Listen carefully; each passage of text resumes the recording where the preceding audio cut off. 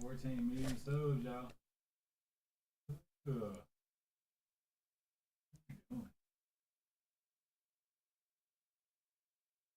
Hearing people. I sit on the couch right there.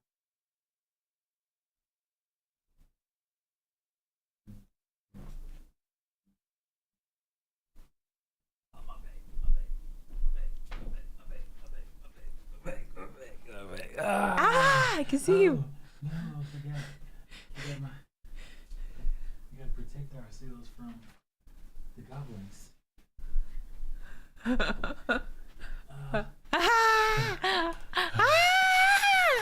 Skin. Oh man, my legs.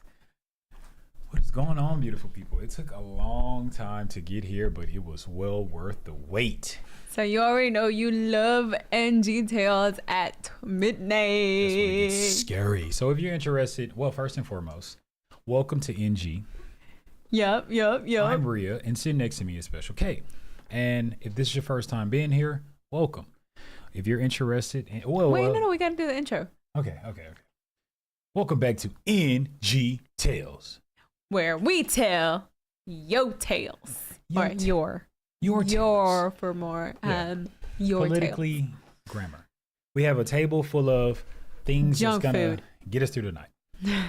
You gotta have we the have good pineapple in our cup. Yes. We have sparkling water, cran ras, and we have white pineapple. That actually Monster. sounds really good. Like What's a little that? bit of that cran ras with some pineapple and then a little bit of that palm juice. She's making a cocktail all the time. So before we get any further, Sparkling water and 100% pomegranate juice, of course. And pineapple? Wow. Wow. If this is your first time, welcome. If you're interested in learning more about the dark, the mysterious, and the unexplainable, welcome. We're going to try to explain it to the best of our knowledge using Google. That's the best source in the world. I even seen a lawyer saying, hold on, Judge. According to Google, he is innocent. And guess what? He walked free.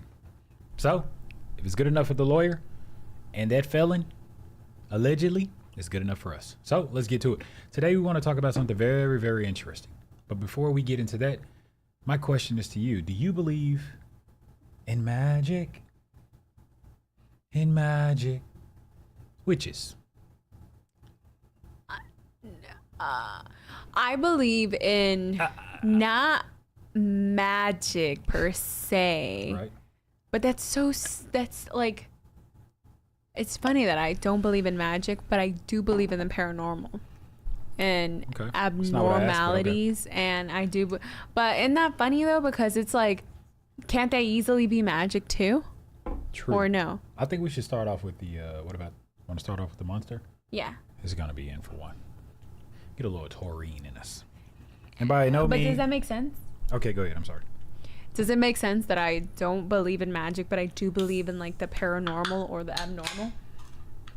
No, that didn't make sense at all. I mean, no. No, that didn't make sense at all. No. No. What are you talking about? No. That's fair to say. I see where you're coming from. That doesn't make sense at all. Because, do you believe in magic? I was just singing a song. Not like your magician. Dark magic, black magic, stuff like that. Yeah. That's scary. Yeah. Like voodoo. So do you believe it or not? That's the question. I don't want to give too much credit. I'm gonna say no. I don't believe they're that, gonna be like, well, we gonna show you. Right. Hope don't show me nothing. I don't believe in that you can take stick pins and things like that. Fanta. I don't think you can do that. I don't think you can get some hair of a particular Like- individual like you, bink, and put it in a rag doll, No. and stick you with No. pins and you feel it. You know why I believe it? Why? You do? Wait, you do believe it? Of course. Why so? Why are you so convinced? Because this is not simply just something that you know how we were talking about metamorphing earlier? You don't Okay. it's not your own will. It's not your own doing. This is a higher power at work. You're just the You are offering this higher power okay. something of the other person. Are you kidding? So Of course. So you're 100% on board that this is real. I believe it for sure, because just like there is a good higher power, there is a bad higher power. And just like you can offer a good higher power sacrifices of, you know, whether, let's take for example, God, you offer him sacrifices of you giving up worldly things, he will reward you with blessings. Just like you would offer sacrifices of blood or personal belongings of other people for in essence for like evil, you know, return for evil, like pay that person back. You know, I'll give you something of mine, and I'll give you something of theirs too, and I want them to suffer, you know, that, and then they're giving that offering to the evil entity or the evil hierarchy. Yeah. Then yeah. So of course. you're saying that you believe in witches. So from what I'm hearing, that's more in the category of voodoo / witches. Okay, let's talk about it. Well, let's define what is a witch. Okay. Before we go any further, what is I don't know what a witch is. Right. But according to Google, because when I think about witches, I think about the broom in the sky. Of course. Long of course. nose. The Who big doesn't? old Chamberlain. The mole. Cooking up stuff. The green. Mole. That's what I think of. Mm-hmm. So you went completely in a different direction. So what is a witch? Okay. A witch is a person thought to have magic powers, especially evil ones. Okay.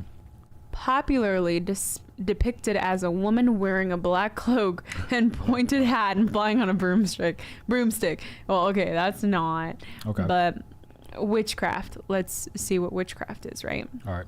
Let's talk about we're going to go the origins of witchcraft. So, witchcraft, traditionally the exercise or invocation of alleged supernatural powers to control people or events. Supernatural. Who normally controls supernatural? Higher entities, no? But then it also says here, the first word before supernatural, alleged. So, you know, I'm not trying to be convinced, but I'm just not convinced. As always, I'm Rhea Wilson. I'm on the fence about it. You know, that's so funny because I never knew how to say The Conjuring in Spanish, and then they say it right here, El Conjuro. That's how you say The Conjuring, El Conjuro. Because I knew how to say witches in Spanish, because brujas, but El Conjuro. I love The Conjuring, and I just learned how to say it in Spanish. Because when you think about The Conjuring, what is it? The Conjuring 3? The Devil Made Me Do It? When they had the black witch, the woman that was dressed in all black. And who was she sacrificing and making offerings to? So, but she wasn't a real person. Yeah, of course she was. No, she was a demon from a long time ago, remember? She had to continue to do this in order for her to still to prevent from going to hell, according to the movie. You remember? She was a little kid, though. Yeah, but that's... Like she was overtaken or something? Okay, so now that we're here, yeah, I can kind of... understand where I'm coming from? Oh, my bad. Yeah, I don't know what you're doing. I just saw the like you literally can move the boom arm. You don't. bad. Yeah, you don't have to do what you're doing. You can. This is the swivel. We got some more of that. Yeah, it's the swivel. But okay. For example, if you think about, when you think about. You guys are. Okay. My bad. Sorry, I was being a bartender. I'm she's shaking the whole studio. This building is already raggedy. She's shaking it. But anyway. No. When you, for example, when you think about the movie. where you got this, and that's creepy. Yeah. So when you think about the movie, she was a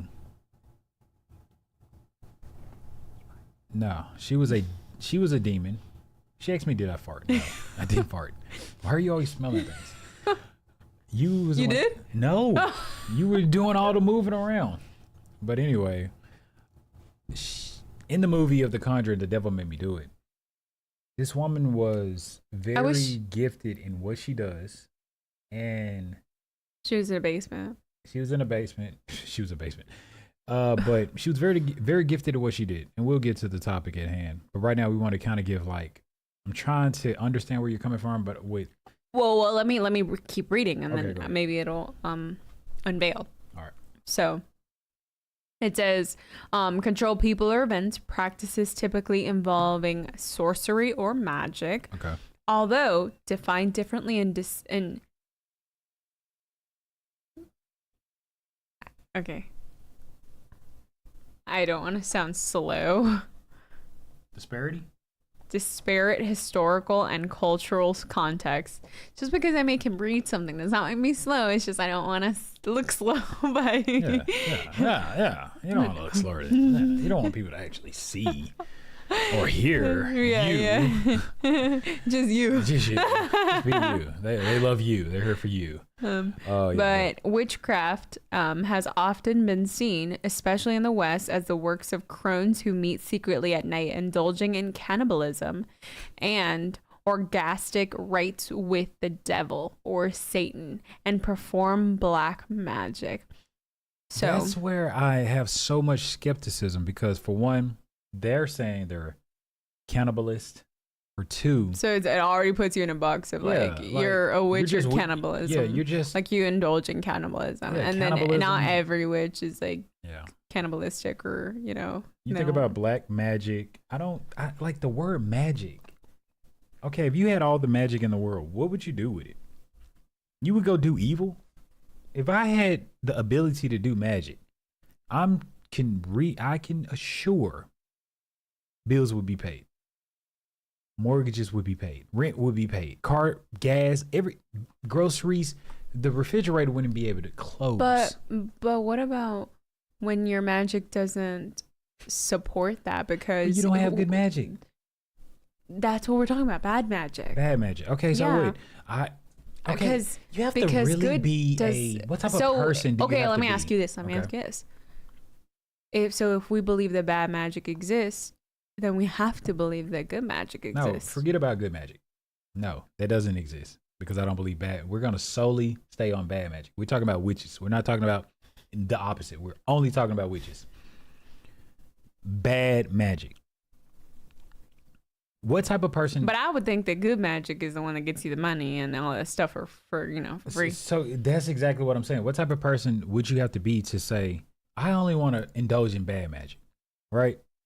Okay, if you have the ability to, well, here it says summon magic, that you can't summon magic on your own. You have to do rites with the devil or Satan. That's like. But how is that beneficial? Think about it. How does that benefit you? Think about it. It just gives you his power for a little bit. To do what? Evil. But that's not beneficial. But they don't care. They just want to be different. I just want to be different. So, okay. That's what I'm saying. But yeah. Mm-hmm. You still going to have bills to pay after you get done doing a whole, I feel so accomplished doing all this bad. But you still got to go work your 9 to 5. What was the point? Maybe not.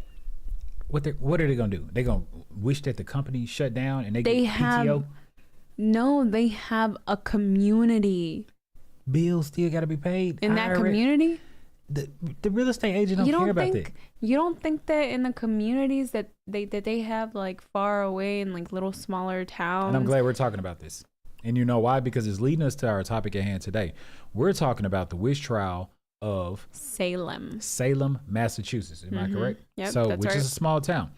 But we want to give a backstory of what witches are, or a little bit of witchcraft, and what context. The definition. Okay. Mm-hmm. And our opinion and thoughts, and maybe you guys. Yeah, and our questions, because we're learning all of this with you guys. Because I definitely don't believe in magic, whether it be good or bad. I don't believe in good magic, but I do believe that there is bad magic at hand happening around us. But why would it be? And I'm not arguing with what you're saying, But how is it easier to summon bad magic opposed to good magic? So, okay, let me ask you a question. If I go put a hole in someone's tire, is that magic? Is that bad magic? Or is that just me doing bad? That's just you doing bad. Can you give me an example of what you feel bad magic is? Yep. Okay. You praying something bad happens and giving offerings so that can happen, and you never, no, for real, like you never touching the person or anything, but stuff like real bad stuff just happening. All right. So what if this person is actually bad? That you're okay. You got to be a bad person to even be associated, or you got to be a bad person to wish bad upon a person. Correct? Can we agree on that? So for you to even know about this person, that person might be bad too. It might be safe to say that that's the only way y'all know each other. You cross paths. So then whatever they get, they deserve. So like they just get what they deserve. Karma. And that person is just being arrogant and taking pride for it. Say, ha, you got what you deserve, but I prayed for you to get that. You know what I mean? Or do you think a bad person could just say, I hope somebody good that's trying to do right with their life, all like to the T, and it happens? You think that can happen? If the other person isn't protected with good, yeah. And yes, if they don't have a higher entity protecting them from bad, then yes. Because we all have to be protected by a higher entity, whether you want a good higher entity or a bad higher entity to protect you. But most people just don't want to choose sides. They just want to be neutral. They just want to be like, you know what? I understand that people believe. Well, then things from either sides can happen. So they're like, bad things happen, good things happen. Right. I'm in the middle. Yeah. So I just take it how it comes. Mm-hmm. All right, cool. Well, that's how it is. You can be you can believe one side, you can believe another side, you can believe that both sides exist, or you can just be neutral. Like, you know what? Boom. So let's get to what it is that we're talking about today. Today, like we mentioned, we want to talk. If you're just now tuning in, welcome to NG. We're about to get ready to dive into the investigation of the trial of Salem witches. The Salem witch trial. So let's jump in. Okay. So we're going to be looking at, shall we go with the Salem Witch Museum? If it's going to depict or talk about the trial. One way to find out. Or the Smiths. Oh, or the Smithsonian. No, that's the magazine. Smithsonian magazine. So yeah, let's go, I guess, to the official Salem Witch Museum. Let's be educated about what's going on. Okay. I like this. So the Salem Witch Museum. Let's go read about their history, shall we? Absolutely. Let's figure out. Okay, and if you're just now tuning in, trials. This Salem is located in Massachusetts. All right. So the Salem witch trials in January of 1692. That's a scary. Wow. 16. It's that old? They had courts back then? That's almost 300 and something almost years ago. Man. That's wild. That is wild. That was like the first court. And it says 90-year-old Betty Paris and 11-year-old Abigail Williams, the daughter and niece of Salem village minister Reverend Samuel Paris, suddenly fell ill, making strange foreign sounds, huddling under furniture, and clutching their heads. The girls' symptoms were alarming and astounding to their parents and neighbors. When neither medicine nor prayer succeeded in alleviating the child's agony, the worried parents turned to the only other explanation. The children were suffering from the effects to witchcraft. Wow. So all right. Okay. Before we even jump into this, now let's see the origin of witchcraft. So this trial took place in 1690 something. Could you pull up a different tab and figure out when was the first when was the beginning, the origin of witchcraft, the genesis, so to speak? Because man, that means witchcraft would have been going on for a long time for them. For sure. What, 2,000 years, 3,000 years? They said that so it says that it's unclear exactly when witches came on the historical scene, but one of the earliest records of a witch is in the Bible in the book of 1 Samuel, thought to be written between 931 BC and 721 BC. That's why I wanted to go. Go to history.com. That's who we can. That's a valid source. Okay, so let's figure out the history of witches. Here we are. And then we'll come back to them. Hey, what? This is an investigation. She is, what do you call it? What do you call it? You're the lawyer. I'm the lawyer and you're the judge. Yeah, you are the judge. No, I'm not the judge. I'm the paralegal. Yeah, she's the paralegal and the judge. I can't be both. Okay, well, you're the judge then. I'm a person trained in subsidiary legal matters, but not fully qualified as a lawyer. So you're a judge. And you're the lawyer. Okay, so no, I'm not the judge. Okay. I'm a paralegal. All right, I'm the one that does the you guys are the judges. searching and stuff like. Yeah, exactly. You guys are the judges. I'm paralegal. I'm the one that does all of the work, and then I help the lawyer. you. I present the information to you, exactly. and you let us know whether or not that this witch. You make a summary of all of the stuff that I come across. That this son of a witch is either innocent or guilty. So before we go any further, we need to figure out. It said in 1682 or 92, that's when this began to take place. But before we go too far into that, we want to know the history of witches. Who was the first son of a witch on the scene? The origin of witches. Early witches were people who practiced witchcraft using magic spells and calling upon spirits for help or to bring about change. Most witches were thought to be pagans doing the devil's work. Many, however, were simply natural healers or so-called wise women whose choice of profession was misunderstood. It's unclear exactly when witches came on the historical scene, but one of the earliest records of the witch is in the Bible, in the book of 1 Samuel, thought to be written between 931 BC and 721 BC. It tells the story of when King Saul sought the witch of Endor to summon the dead prophet Samuel's spirit to help him defeat the Philistine army. The witch roused Samuel, who then prophesied the death of Saul and his sons. The next day, according to the Bible, Saul's sons died in battle, and Saul committed suicide. Other Old Testament verses condemn witches, such as the often city Exodus 20:18, which says, "Thou shalt not suffer a witch to live." Additionally, biblical passages caution against divination, chanting, or using witches to contact the dead. So it kind of seems like they are able to contact the dead like a medium. Exactly. I was about to say that. I retract my statement. I officially believe witches now. They are real. Because, and I say... Yeah, I thought they were real. And I always thought they were real. But I never took their line of work serious. However, this is what I'll say. Just because the Bible gives us confirmation that witches existed, it also says something that was interesting, that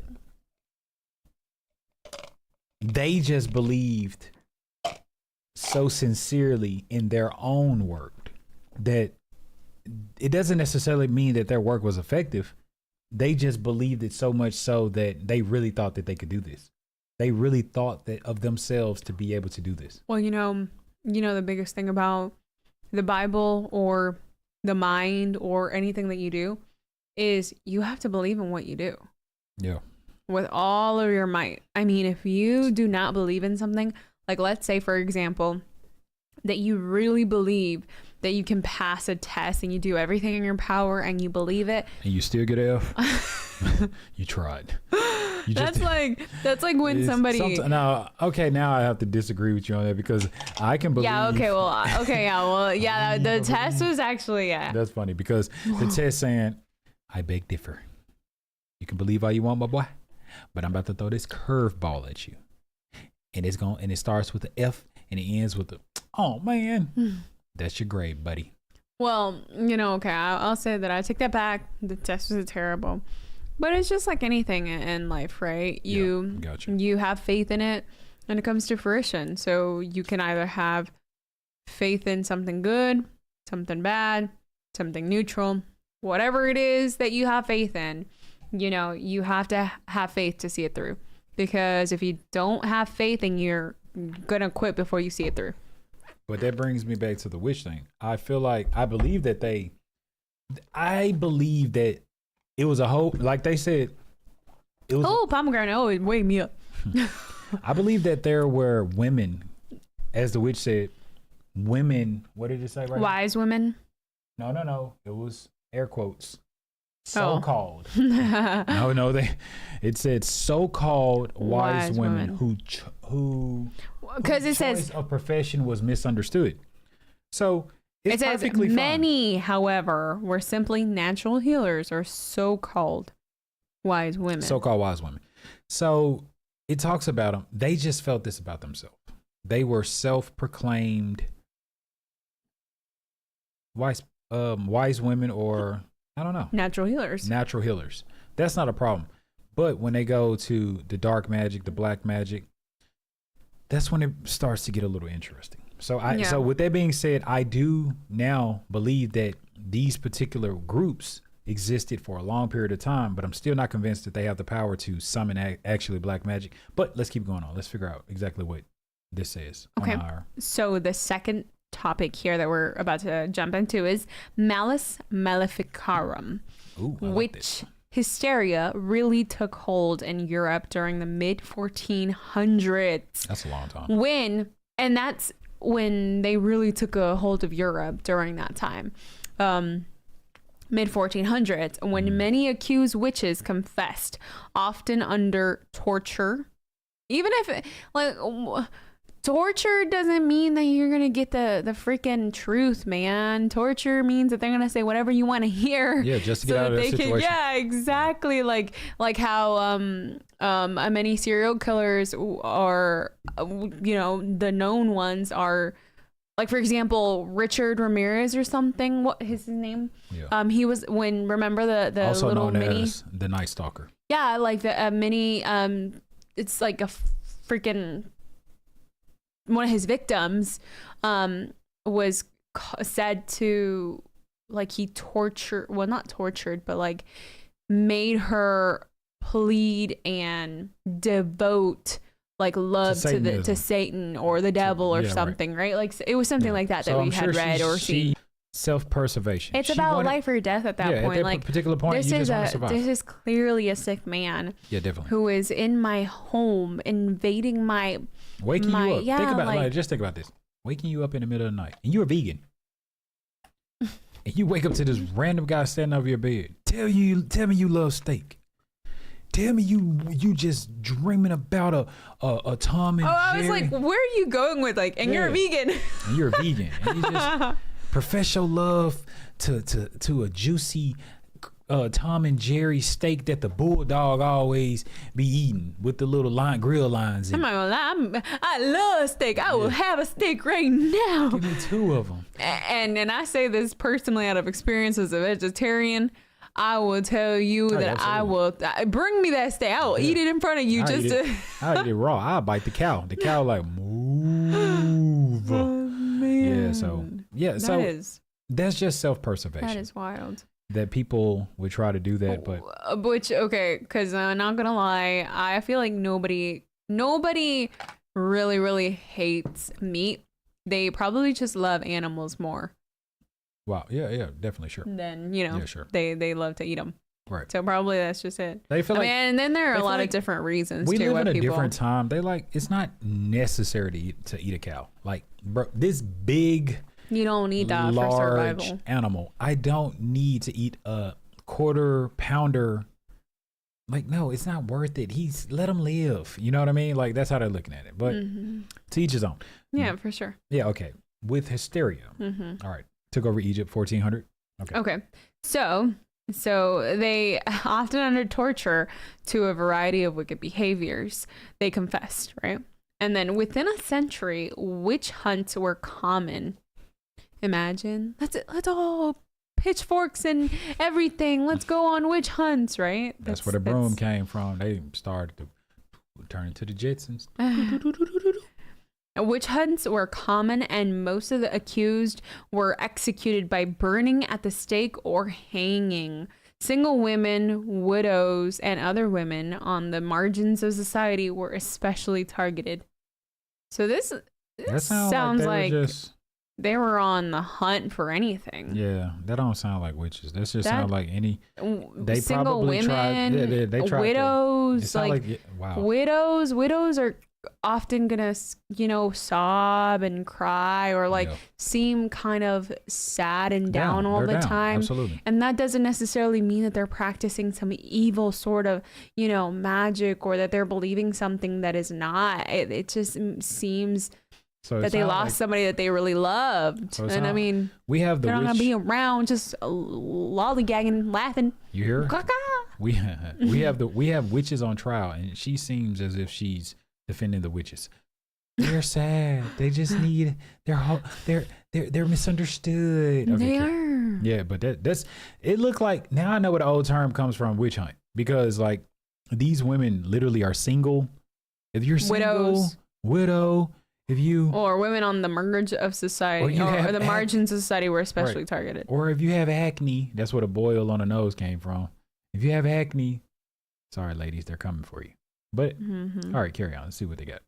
So between the years of 1500 and 1660, up to 80,000 suspected witches were put to death in Europe. That's wild. That's wild. Suspected, man. Suspected. That's no evidence. Some of these women were probably just, well, most of them, I can assume that they were innocent. And when you think about it, it says up to 80. They were probably just scared, man. Up to 80,000 people. So you probably can times that times 3. If they say up to 80,000, if they can boldly say, well, we harmed or murdered or executed up to 80,000, it's a lot of them that probably didn't make the cut as far as being, the record of their death. You know what I mean? Because think about it. If it's a, they're having a meeting and in a building and they set this building on fire, they don't know how many actually were in there. If they would go to the extent of 10, it's 4 people in the building, set the whole building on fire, when in actuality it was probably 15, 20, 30, 40. So it probably was 200,000-300,000 people.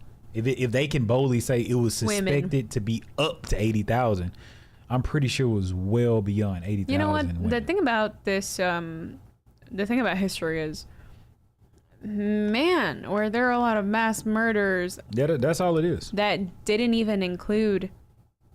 And that was it's not even years. It's not even written in history. Like, we don't even learn about this stuff. Mm-hmm. Like, I'm just learning about this now, that in the span of 1,000 years, this actually makes you feel bad for the witches. Yeah, like in the span of 1,000 years, they killed over 80,000 women. Like, forget the witches or anything, but the fact that they went on a witch hunt and they killed all of these women, like, that makes you wonder, right? Like, how many mass murders, like the Holocaust, have they actually been? But it's not just what because I want to use the right terminology here. With the Holocaust, they were targeted because they were Jews, right? Because of a religion, right? Yeah, I believe so. Now they're these women that were targeted because of conspiracies. Yeah, they were.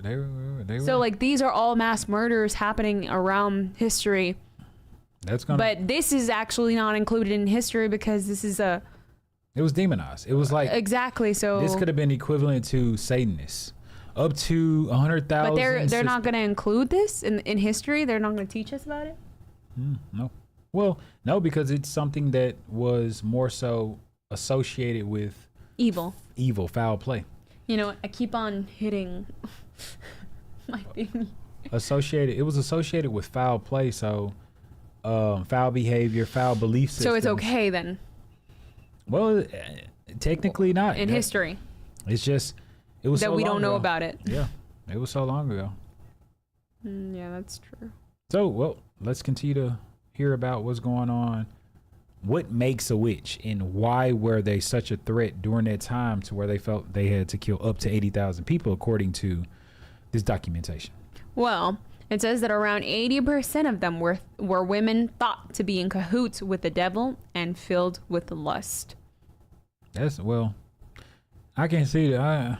That's thought. That's the big word. They were thought. So it was just all assumption, like not thought. Why are you smiling? Not thoughts. They were thoughts. Yeah, see where you were going with it. Yeah. Germany had the highest witchcraft execution rate. Okay, Germany Wow. started to be. Yeah, man, like that's a evil. All right, hold up, Germany. Y'all, Germany. Listen, Germany. I'm like, wait a minute, how many stuff do y'all got going on? Y'all man? got quite a few notches on y'all Things belt under your belt, right? for disciplinary, man. And I mean executionists, man. Y'all got first it was up to 80,000 women. Y'all couldn't just say, hey, ladies, cut all this out now, because they probably was just. I mean, what real threat were these women in Germany? They were in cahoots with the devil and filled with lust. That's it. And that's what they said about. Is that the same type of image that you tried to put on the Jews? You know what I'm saying?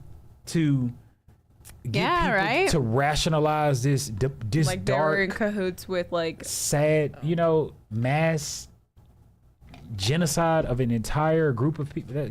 Come on, Germany. This is a genocide. Like, these were your people, and there were women who they keep saying thoughts. So it's an entire conspiracy theory. Like, dude, y'all know, bro, Germany, y'all wilding. This is out of hand. Okay, but man, this look like we defending the witches. I swear. Okay, so while Ireland had the lowest rate of, execution, they had the lowest execution rate. Right. Ireland. So go Ireland. Now we're for the witches. The publication of Malleus Maleficarum or Maleficarum, written by two well-respected German Dominicans. How German Dominicans? How you gonna be? I've never seen a German Dominican. Yeah, me either. In 1486. I don't even know. What are you? I don't even That's know. like two parts of the world. German Dominican. Yeah, that. Okay. Yeah, German Dominican. I don't know where you. Okay. Mom Dominican, dad German. German. Yeah. Now that's I don't know. German Dominican. Okay. Papa. In 1486, likely spurred witch mania to go viral. The book, usually translated as The Hammer of Witches, was essentially a guide on how to identify, hunt, and interrogate witches. So they wrote wild. They wrote something and then they just gave it to the public saying, Published. hey y'all, this is how to identify if your woman is a witch or the woman that you see around the market is a witch. If your mother is This a is witch. how you hunt a witch, and this is how you when you hunt the witch and you tie them up and you gather This is them how you know. in your barn. This is how you interrogate the This is witch how you interrogate a to witch. Now I know what a torture and make them succumb to your torture and say, yes, I'm a witch. All right. That's exactly I'm what in they were doing. cahoots with the devil. Right. I'm filled with See, lust. We got him.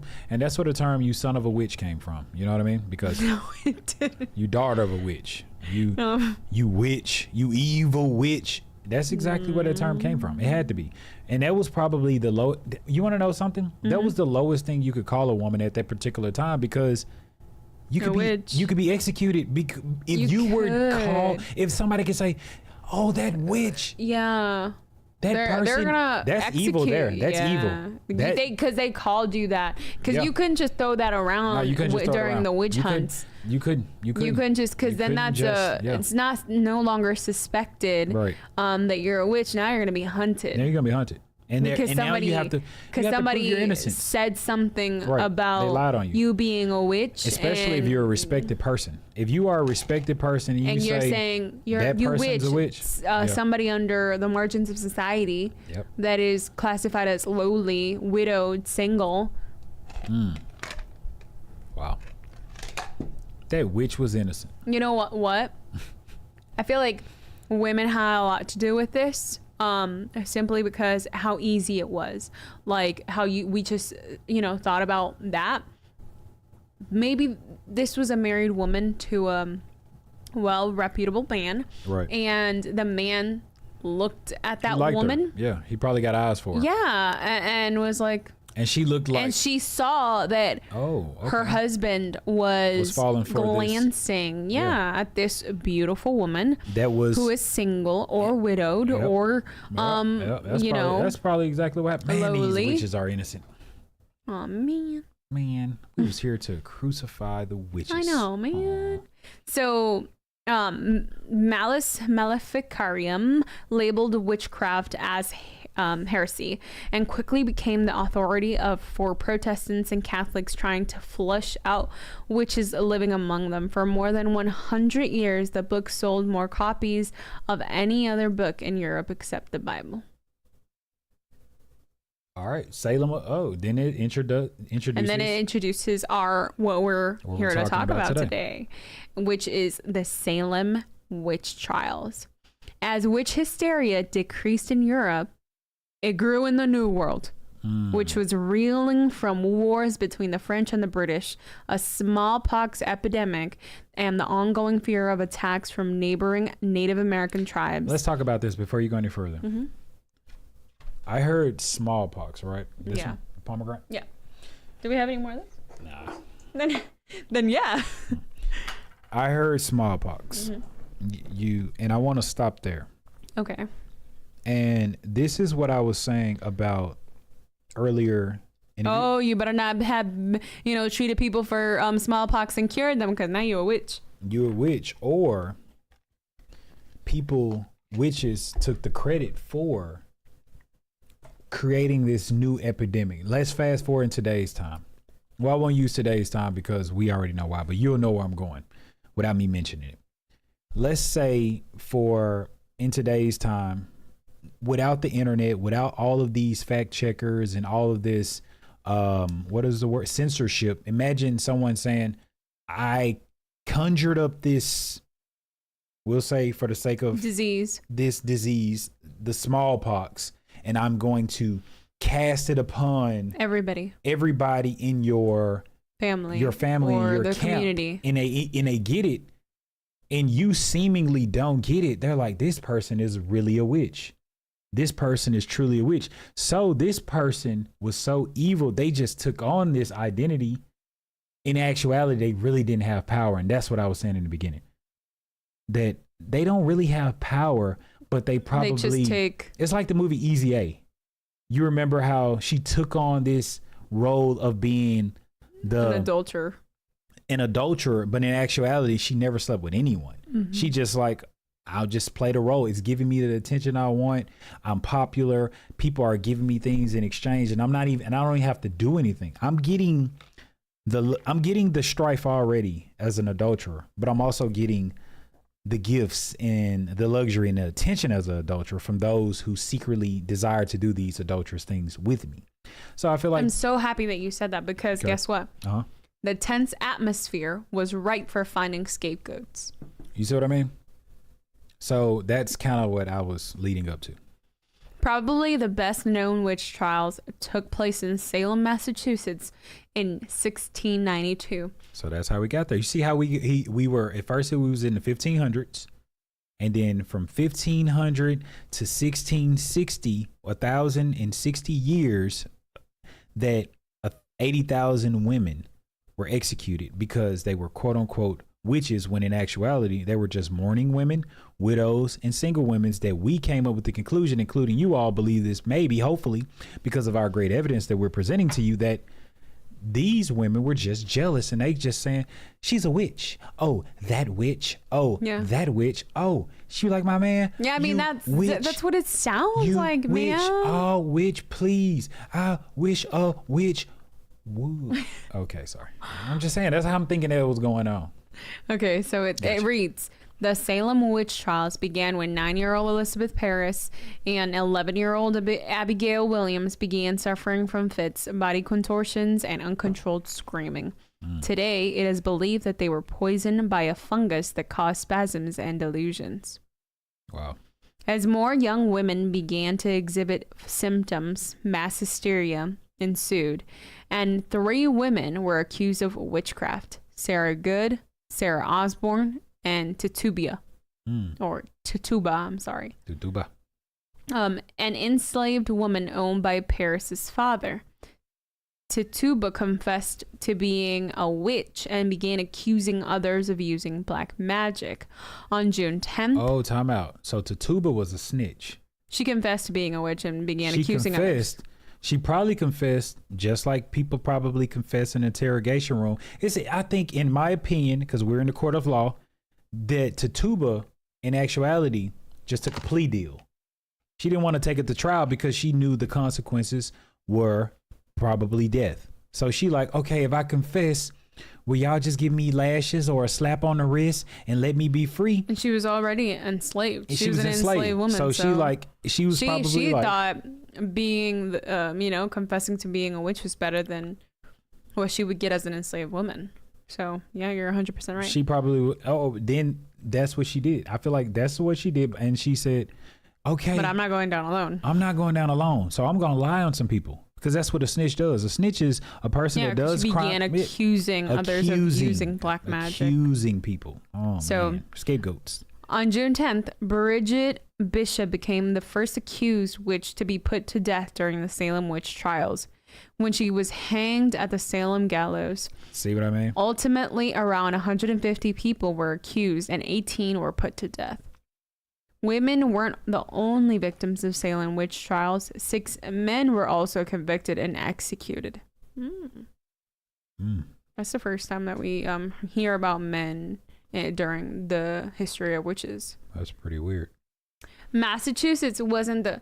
And I feel like, you know why the men were involved? Wow. They were in love. They were protecting them. Yeah, absolutely.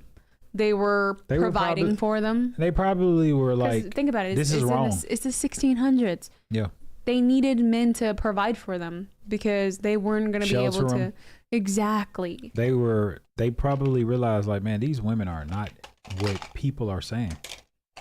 Or they just fell in love with them or whatever the case may be. But Yeah. they were willing to go to bat with and for these women. And they're like, before they go down alone, no, take me with them because I can't live without this witch. This is my witch. And Massachusetts wasn't the first of the 13 colonies to obsess about witches, though.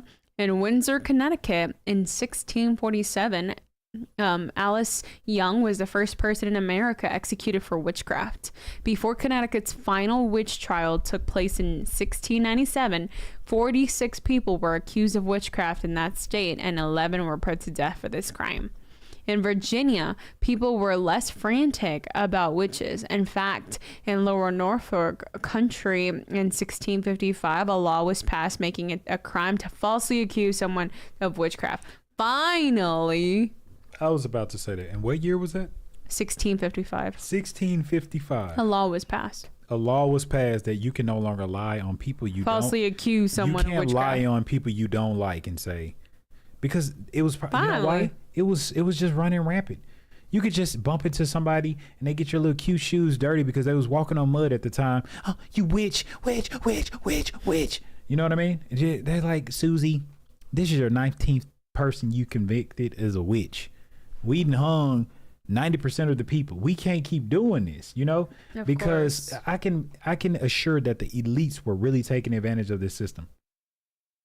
Like, hang them, hang them, hang them. You know what I mean? Like, you know how you have the people that were really elitist, and they like, no, I don't want to deal with them. My husband got eyes for her. And it's like, ma'am, your husband don't want you. You are just his little symbol. He's not loyal to you, and we can't just keep hanging all these women because he has eyes for all these different women. And you can't just keep on abusing the law by saying which. And that's very unfortunate. So let's dive a little bit more into the Salem witch trials, shall we? So the infamous Salem witch trials began during the spring of 1692 after a group of young girls in Salem Village, Massachusetts, claimed to be possessed by the devil and accused several local women of witchcraft.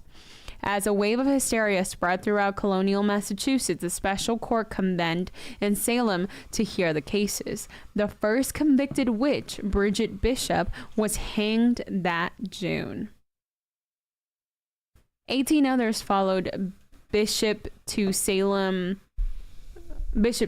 Gallows Hill, while some 150 more men, women, and children were accused over the next several months.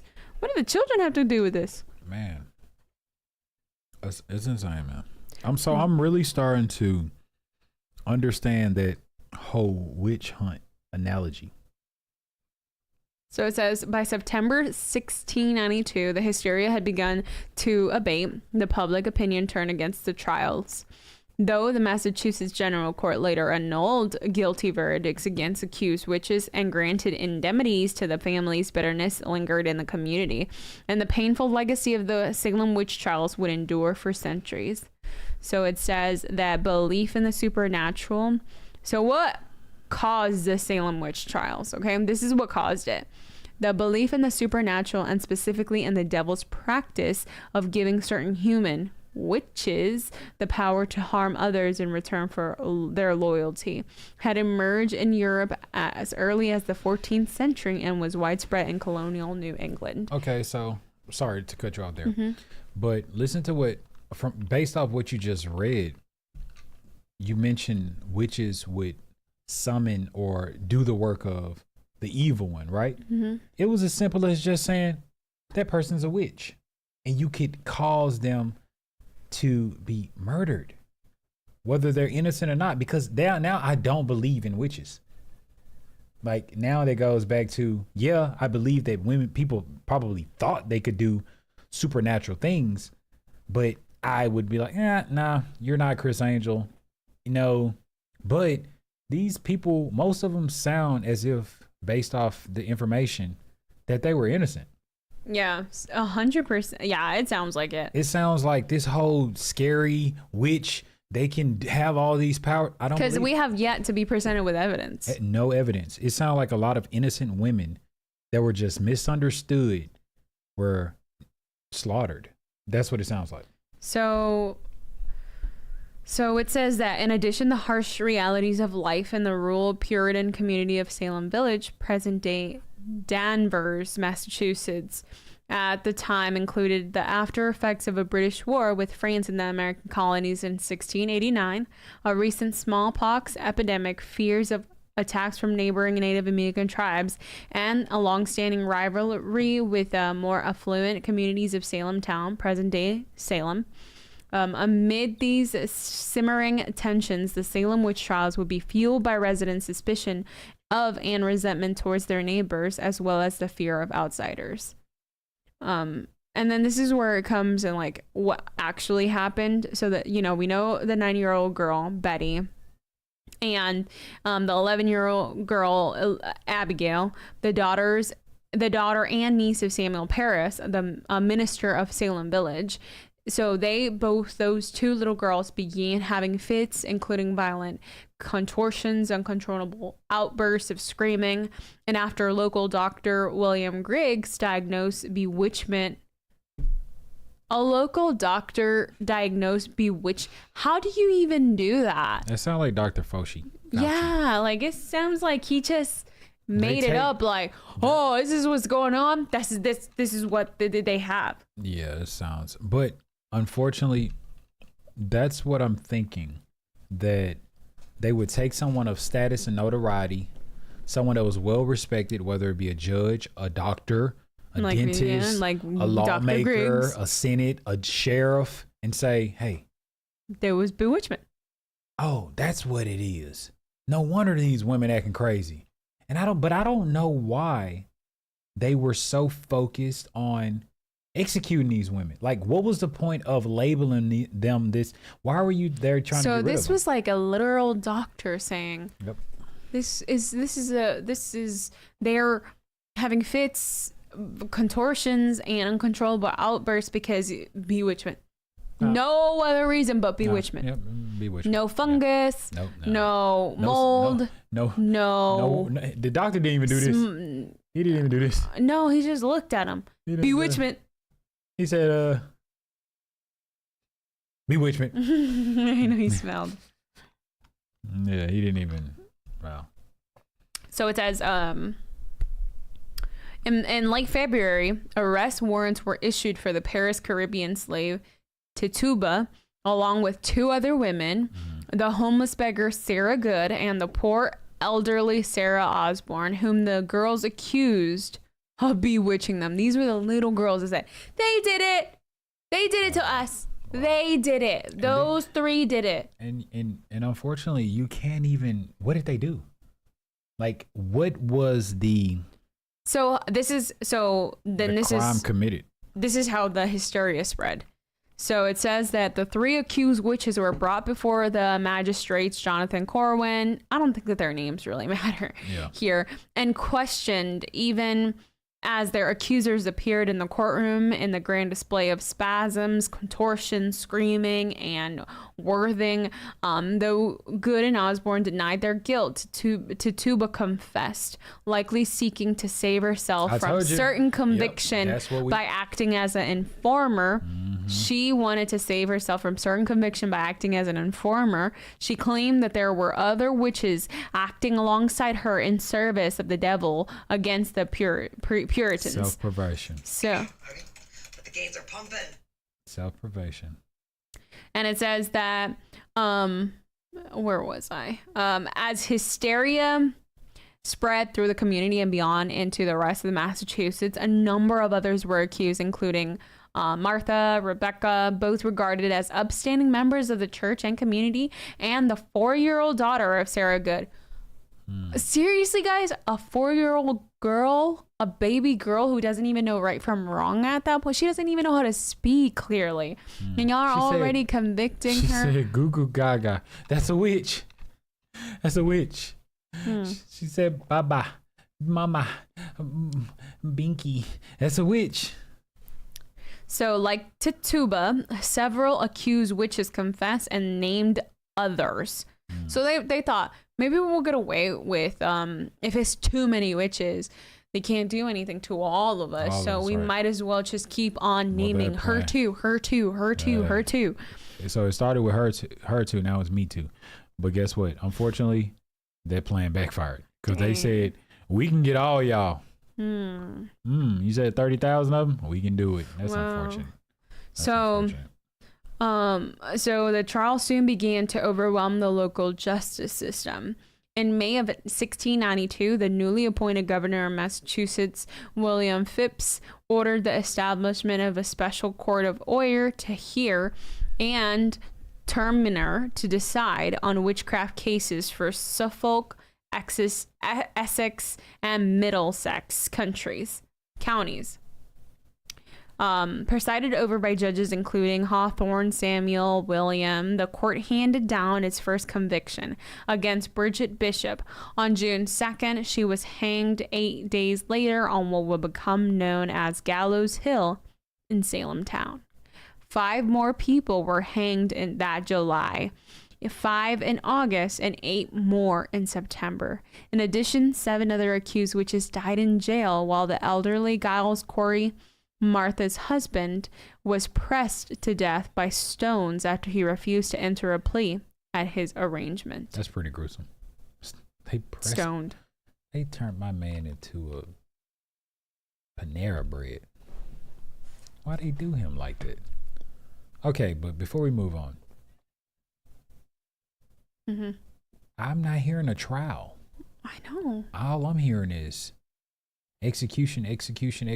Like, where was the overwhelming evidence? So here we the spectral evidence. Let's figure out what the evidence was. All right. Though the respected minister Cotton Mather had warned of the dubious value of spectral evidence or testimony about dreams and visions, his concerns went largely unheeded during the Salem witch trials. Increase Mather, president of Harvard College and Cotton's father, later joined his son in urging that the standards of evidence for witchcraft must be equal to those for any other crime, concluding that it would better than that 10 suspected. I read that sentence so many times because it didn't make sense. It would better that 10 suspected witches may escape than one innocent person be condemned. Amid warning or amid waning. Public support for the trials, Governor Phipps dissolved the Court of Oyer and Terminer in October and mandated that its successor disregard spectral evidence. Thank Jesus. Trials continued with dwindling intensity until early 1693, not 1960s. No, 1693. And by the May, Phipps had pardoned and released all those in prison on witchcraft charges. Man, thank you, Mayor. Imagine what you in for, little cutie pie. Oh, witch trial? Oh, that's a bad person. Leave him alone. It's like, bro, it's a hoax. Like, no. But in jail, if you want to stay, if you don't want your cookies and your donuts taken, and you don't want to be bullied for your commissary, say you're in there for being. What you in for? Witchcraft. Oh, that's a bad joker. Leave him alone. Leave him alone. Yeah, they'll do stuff to you that you never even heard or thought about. So in January 1697, the Massachusetts General Court declared a day of fasting for the tragedy of the Salem witch trials. It was a tragedy. That's what it was. It was a tragedy. The whole, everything. It was spectral evidence. That means it was a circus. In my opinion, that was a way of mass depopulation during that time. And that was insane for people to say, oh, we have to come up with something. We'll call them witches. You know what I mean? It's overwhelming evidence of nothingness. That's what I'm getting at. It was a lot of conspiracies. It was a lot of theories. It was a lot of false conclusions of nothingness. And it says here that spectral evidence is testimony entered into the court recorded by witnesses who testified that a specter or a spirit came to them in a dream and caused harm to them. And that's why this is a testimony of somebody who claims, I was hurt because it came in my dream that this spirit told me. And now, okay, because of context, it was a few times in history, in recent days, that where people didn't plead necessarily insanity. They actually pleaded that the devil made them do it. Like, that was actually a case that was taken to trial, that it was under the devil made them do it. So it's not too far-fetched, because that was recently a case in recent times, in the 1900s. So to say that, it came to me in a dream to do these evil works in 1600, 300 years later, certain people still are using it as their testimony, their defense, so to speak, rather. And just concluding everything that we've read here tonight, the last sentences of the Salem witch trial on history.com says that the court later deemed the trials unlawful, and the leading justice Samuel Sewall publicly apologized for his role in the process. The damage to the community lingered. However, even after Massachusetts colony passed legislation restoring the good names of the condemned and providing financial restitution to their heirs in 1711, indeed, the vivid and painful legacy of the Salem witch trials endured well into the 20th century, when Arthur Miller dramatized the events Here he comes, dramatizing the events of 1692 in his play, The Crucible of 1953, using them as an allegory of the anti-communist witch hunts led by Senator Joseph McCarthy in the 1950s. A memorial to the victims of the Salem witch trial was dedicated on August 5th, 1992, by author and Holocaust survivor Elie Wiesel. Man, so unfortunately, witches are 100% based off the very, very little evidence. It was either self-preservation or it was lies. Look at this one. This one, the title of this says, "This wealthy woman was hanged as a witch for speaking her mind." So therefore, This was in the early, it looks like the early 1400s.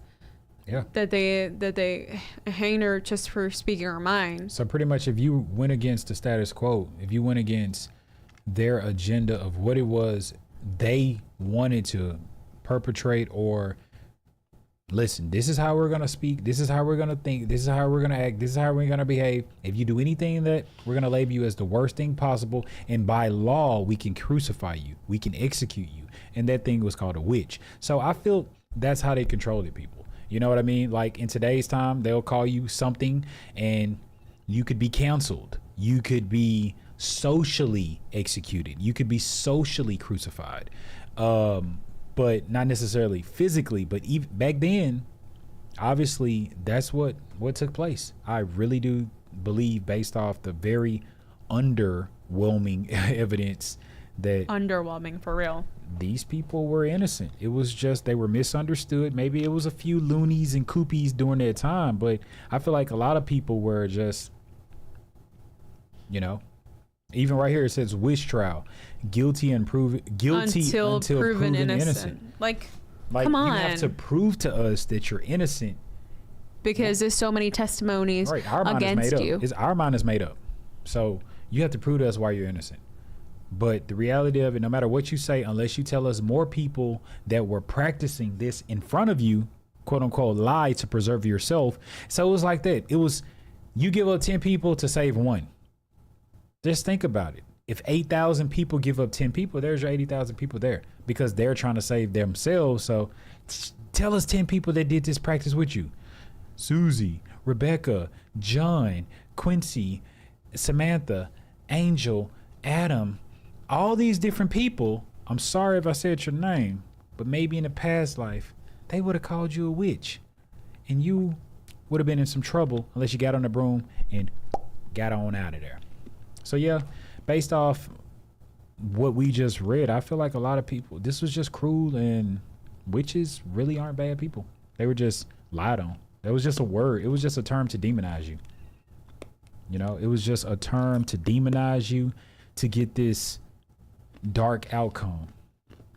So I feel like if you didn't like a person, you could call them a witch just to get them taken out. If you felt that your household or your husband or your relationship was on shaky ground, you can get this person executed, and you'll continue to do that till the people said, look, enough is enough. You can't do this, because now it's a law.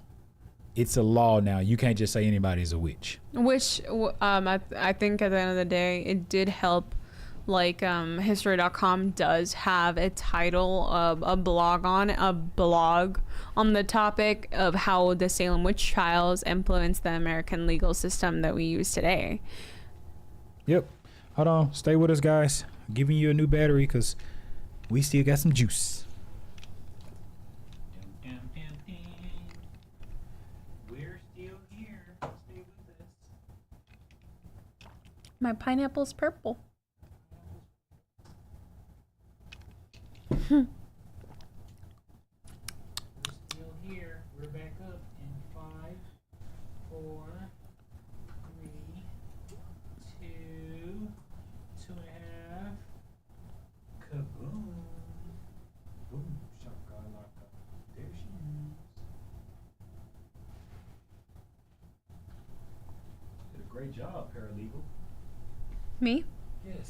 Thanks. Represented these innocent people, well, seemingly innocent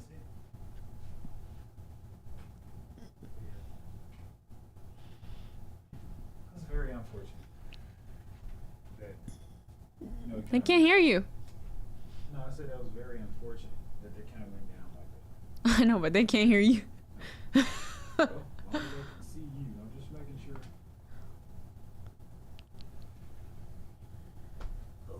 You're about to go. You're about to get some cheeses to eat. Some cheese and cheese. Mm-hmm. Oh, all right. Some Cheez-Its, So where- cause we love Cheez-Its after 2 a.m. All these trials make you want Cheez-Its and cheese pizza. No, pizza. I'm so sick of pizza, man. Yeah, pizza's 2 nights in a row. We had We have pizza. literally been we had gathering- pizza. We had like 4 pizzas a week for the past 2 weeks. And guess what? I mean, We did a lot 2 of work. months. We did a lot of work. We definitely have about the pizza topic. But we did a lot of research and we wanted to gather a lot of overwhelming evidence to bring this to you because we found it very interesting and we both were enlightened. Because I was kind of on the fence. She asked me a question. She said, "Do you think it's okay to be talking about this type of stuff?" And I'm glad we did this. And this is why. Because we learn. We learn about- exactly.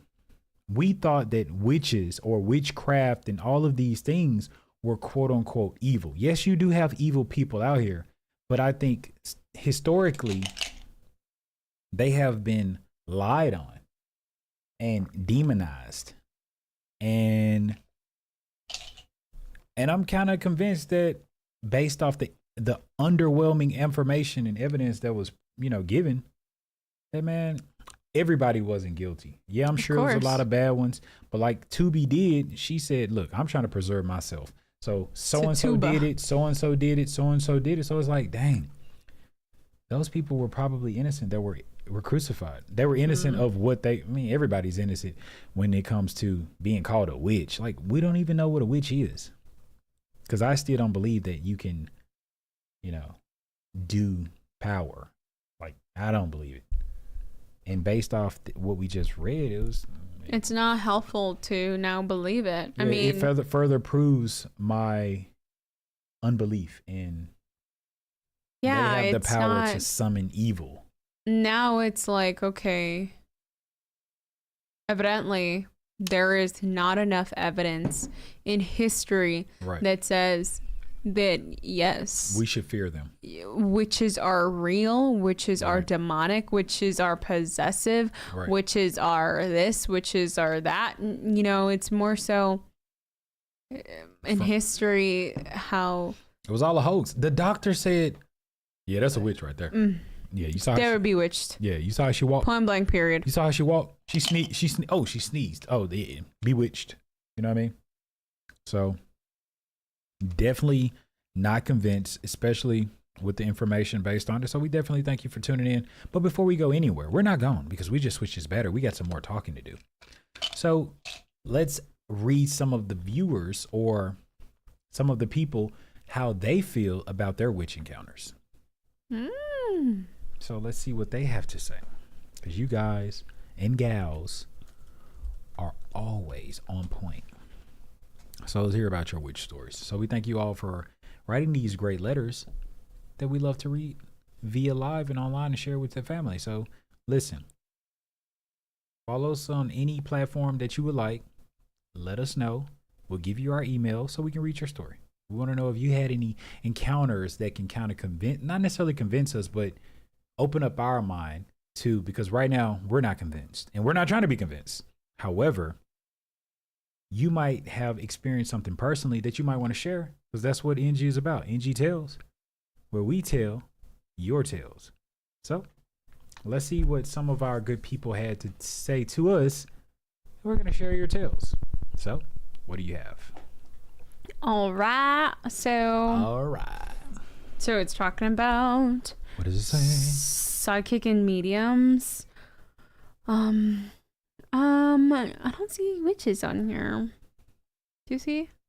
Oh, take your time. We can deviate from witches if you see anything else, because it's their tales. What juicy tales do we have to tell today?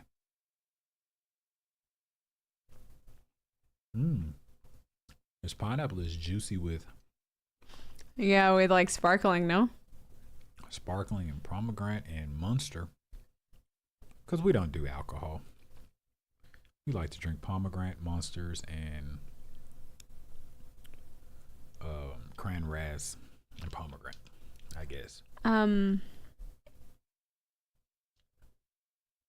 So let's see. Ooh.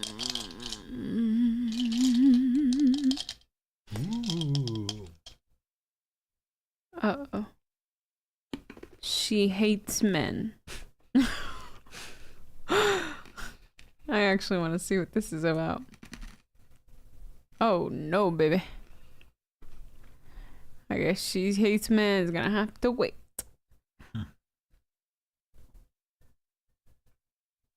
She's alright. Visitations and astral projections. Visitors from the other side. My friend Billy. Divine intervention. Feelings at a funeral. From the mouth of babes. That girl. Talking about that girl. That girl. Ooh. Ooh. Ooh.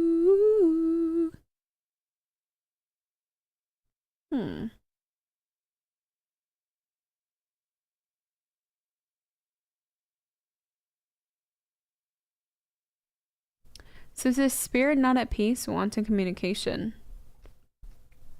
Why do people write so many long stuff? The psychic. I want to see kind of like what the psychic and like mediums or whatever is all of that connected. So let's see. So the psychic. This was written in 2015.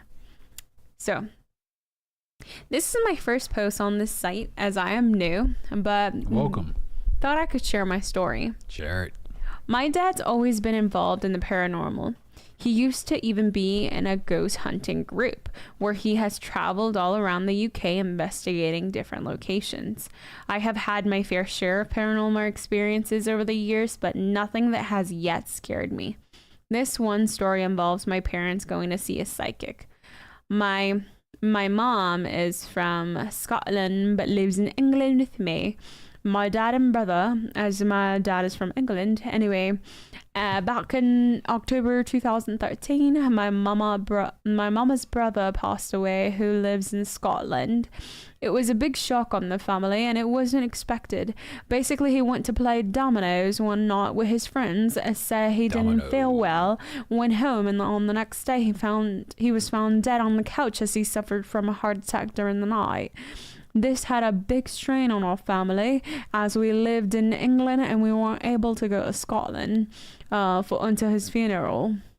Last year, my mom and dad went to Scotland to see a psychic. I'm not too sure what his name was, but again, he was very popular and is meant to be very good at his job. So off they went. I was at my friend's house, and my mom called me to let me know that they made it there safely, and sound would call me once it was finished. I have a terrible accent. Like, I cannot do a British accent to save my life. Can you try? No, they would be insulted. Come on, just try. About 2 hours later, I got a phone call from my mom. I'll give you a breather. Come on. From my mom. She explained that her parents, her brother, who had previously passed away, other brother, and my dad's mom had all came through. Anyways, my uncle, who had passed away the year before, came through to let everyone know he is okay and watching down on us all. Wait. I'm confused. The uncle called and said, "I'm okay, guys. I'm watching y'all. I'm watching over all of y'all from above. Wait, let me go back.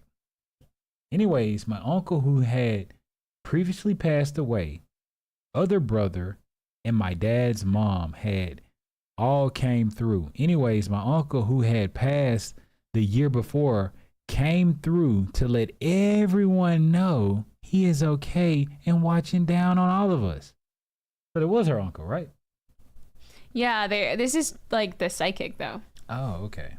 So like now that's the totally uncle. normal. Oh, okay. It makes a lot of sense. But he particularly mentioned that he thought the world of me and was always watching down on me.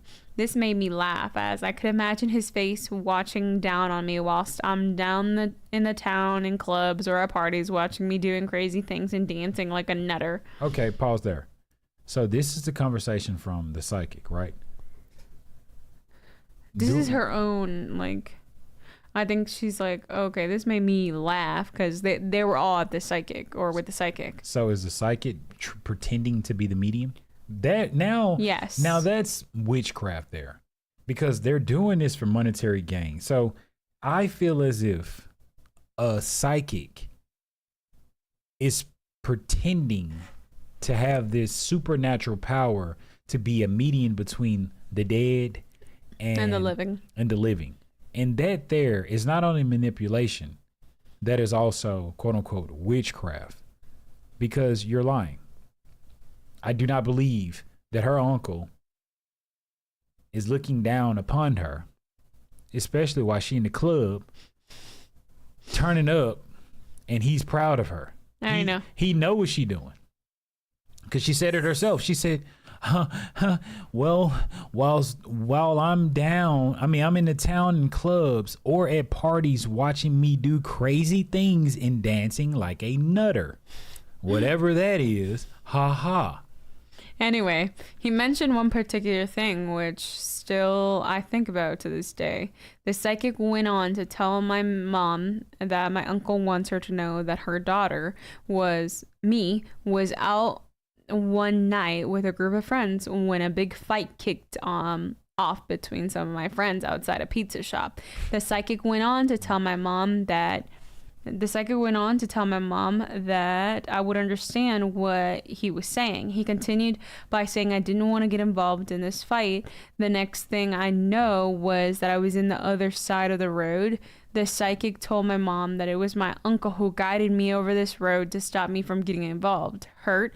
I don't know. But the psychic started to laugh as my uncle told him that once I was over the other side of the road, I was in complete shock as I didn't even realize I had crossed the road and didn't understand how I got over there. That's not fear. That's not your uncle. You were afraid to throw those hands. All I can say is that however I got over the road, it was my uncle making sure I didn't get hurt or involved. I cried when my mom told me this, as it's always a great help and comfort knowing that no matter when the ones you love pass, they still show the love they loved and cared for you on the other side. The psychic also mentioned something about my grandma, Dad's mom, but I will post that another day. What? I'm sorry, but the psychic took that $75.99. I'm really glad to hear it. Good psychics are hard to come by. You're so lucky to have found a real one, a real keeper. What? So okay. How? All right. And that's the unfortunate thing, because this particular person commented within this, and we're reading the comments now. They said good psychics are hard to come by. You found a real keeper. So now she's going to be a returning customer. She feels like she's right. I need to go see my psychic once a month, once a year, once every 2 months. And they're willing to pay that fee because they really think that her uncle guided her across. No, your common sense, your conscience guided you across the street because you didn't want to get beat up, because you saw that girl fighting your crew, whooping 4 of your friends, and you didn't want to be the 5th. So your legs took what is called the fight or flight. You didn't want to fight, so you took a flight across the street, so you didn't go night-night. So it says right here, a comment from a reader says, Hey, I would be shocked if I found myself across the road like that. I would have been pretty unnerving. It would have been pretty unnerving in a good way. Psychic wise, I'm skeptical. Definitely. Not so skeptical that I don't believe in psychics or psychic experiences, because I do believe, just not easily. The psychic could have still been a fraud. For instance, these days, fraud psychics use Facebook, etc., for details about people's lives. They later relay in a reading. All a fraudster needs is a name, and be that name of the person who booked the reading, and the fraudster has all he or she needs to investigate the rest. One trick fraudsters love pulling is on people who don't go to the reading. They love proving that they know people who didn't attend, making them appear more powerful to the victims. I use the word victim because it's a loss and pain that usually drives people into fraudsters' deceit. I really don't know. I really don't want to take away from your experience with what happened on that road. That was, I'm sure, a real experience. But did you share that online? Could it have been trackable to a sham psychic? I hate to rain on you and your family's parade about the psychic. I'm not saying I think this person is deceiving you, because for all I know, this could be a genuine article. But at the same time, I want you to be aware of online sharing and just how easily it is to manipulate details to innocent grieving victims in exchange for their money. That's exactly what I was coming from. Mm-hmm. So therefore, if you took that and back in today's time, back in the time with the witch trial of Salem, people would say that's a witch because she's able to prophesize or be a medium between the living and the dead. When in actuality, this young lady probably was drunk and put it on her Snapchat or Facebook Live, and this person said, and think about it, you have to book for a psychic. Yeah. No, you should be able to. A real psychic should say, "Hey, baby, walk in and know your name before you walk in. I've been expecting you." But you have to book and pay and put all your information and put your first, last name, debit card, address, everything, and they can easily search you up. Back search. Back then, or the movies depict that. Oh, I've been expecting you, honey. Come on in, Charlotte. What took you so long? Don't let that. Ouch. Nail hurt you. You know what I'm saying? That's what the movies do. I'm sorry. So yeah. So okay. So that was that. Oh man, that young lady, I feel, was taken advantage of. Yeah, because I feel like that played along with, let's stay with the psychics, because I feel like that's in a way modern day witchcraft. That makes me not believe in it, you know? Like Ghost in Love with My Boyfriend. Ghost in Love with a Boyfriend. The Almond. Every October. Once a year. Passionate Love. Confusion. Confusion. Is it a gift? Is it a gift? Is it a gift? Sounds like psychic.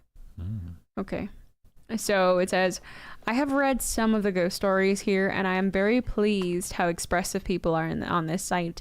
I know people outside there who haven't experienced any of those unexplainable things won't believe us. My story is not very creepy or either spooky, so I'll address it shortly. I haven't experienced seeing apparition.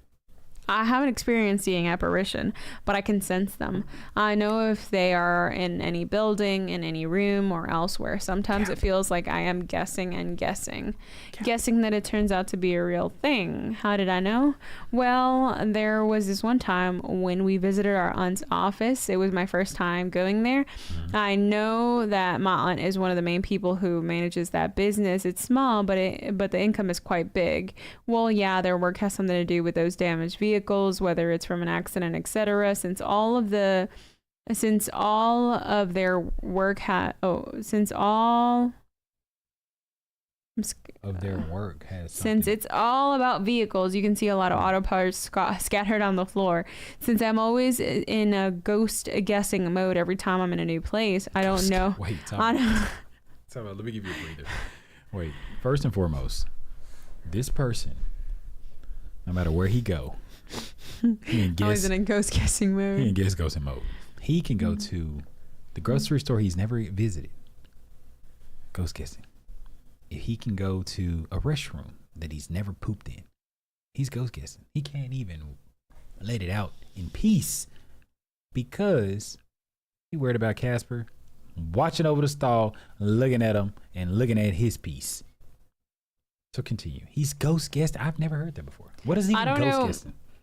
I don't know if it's just my imagination, but my senses are very active. I could feel that there's something staring at us. I'm not sure if there is. Wait, he's talking about him or all of us? He said us. Hey, don't include me. I'm not sure if there is. We have entered their office and I sat near the passageway that will bring you to their bathroom. Now I can sense it heavily. It seems like the spirit wants me to know that he really exists. It didn't bother me to look at it, and I just ignored it. Several weeks later, my aunt told me that her shoulders are always in pain whenever she pees late in the afternoon. I was like, so she went through that way? She even added that it happened to their secretary too. I was surprised. My senses are correct. I have a lot of experiences which I sense them here and there. And there are just some instances wherein my friends who have what we call a gift would actually agree to me. I'm confused. I don't know what it is that we call a gift, or is it just my imagination? Please help. Some people are saying so Miracle said, wait, her name is Miracle. Well, you know what she feel about herself. She is a miracle from above. So we are privileged that she's even writing this comment. So thank you, Miracle. This is a miracle reading your comment. Thank you. Thank you for taking the time out and blessing us with this miracle of a miracle from Miracle. Thank you, Miracle. What a miracle. Okay. And she's Miracle 5100300456. Very miracle. Miraculous. That's what she is. Thank you, Miracle. Miracle wrote a lot too. She's going back and forward. I don't know. I see it. I have a question or two for you myself. When you sense them, do you get impressions of what they look like, or do you feel like you hear something but not with your ears? Like a thought isn't your own. Even though you're guessing and questioning everything, it doesn't mean you're wrong, especially when things are turning out to be true. If you would like to share more of these experiences in another story, that would probably help you more. Funny. I second what Miracle asked you. It's hard to tell if you are indeed sensitive or not, because you state that you have a very active imagination. Like when we watch movies, we expect to see things in creepy spots like basements, corners, and such. Our minds can trick us sometimes in believing that we want, not saying that you're not sensitive. I look forward to hearing from you. Thanks. Yeah, that's why I seek for help. I might clear my mind after knowing it. I just wanted to let you know our ministry... I don't know. Let's see. Can we get a scary story? Because this guy is just... He's ghost guessing. We need it for sure. We need someone that's for sure. We don't need a guesser. Sorry, bro. Let's see who's for sure. Who knows for sure? That's not guessing. Ooh, she's bad. This one's for you, ma'am. Sir. You say what now? This one's for you, sir. That's pretty long. My shape. You better get started. We'll be here all night. Let's get to it. Let me see what we have. I can't read as well as her, but I'll try. This is pretty long. Let me read the title first. See if it's worth my time. It's always worth my time. Did my near-death experience open up my third eye? No. Just go back then. Yeah. Okay. I think I was there. Oh, that seems pretty juicy. I think I was there when she was murdered. That's pretty juicy. Oh, it's not that long either. Right up my alley. Okay. All right. Ooh, and this took place in the Philippines. So this should really be scary. Shout out to my Philippians. No, that's in the Bible. Yeah. Philippines. Filipinos. Sorry. I didn't want to, but I can still feel and see them. Black figure of a person, or people, should I say. I really didn't mention it to anyone, even to my parents, because I already know what their response will be. This happened almost every afternoon, and when I'm alone. What's that? You scared? I'm trying to set the mood. You're not scared? What I gotta do? A deeper voice or what? Something other than this happened every afternoon. I'm sorry. And when I'm alone. I thought that was my storytelling voice. All right. I always open the door of my room. Is that better? I always open the door of my room. And when I was alone, so I can see who enters our house. One time I was texting, and I see a figure of a child like a snooping behind the door. It actually didn't scare me because I'm used to it. What? Like when I'm washing the dishes, someone is watching me. That's pretty weird. Someone is like watching me. Oh, like.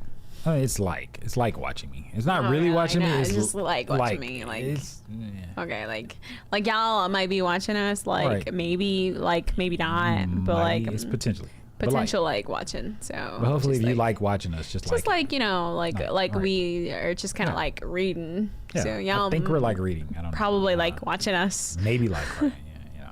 But the ghost was like watching him, or the ghost like watching him. But anyway, it stopped, thankfully. After a few years, one day I woke up scared and sweating. Not just scared, he was sweating. Not just sweating, he was scared. He was both of them. Like sweating and like scared. It was because of my dream. Bro, I thought it was the ghost. Which one? It was like because of my like dream. What happened? I was like dreaming. What happened? I was in front of this like apartment. She needed man. She needed mine.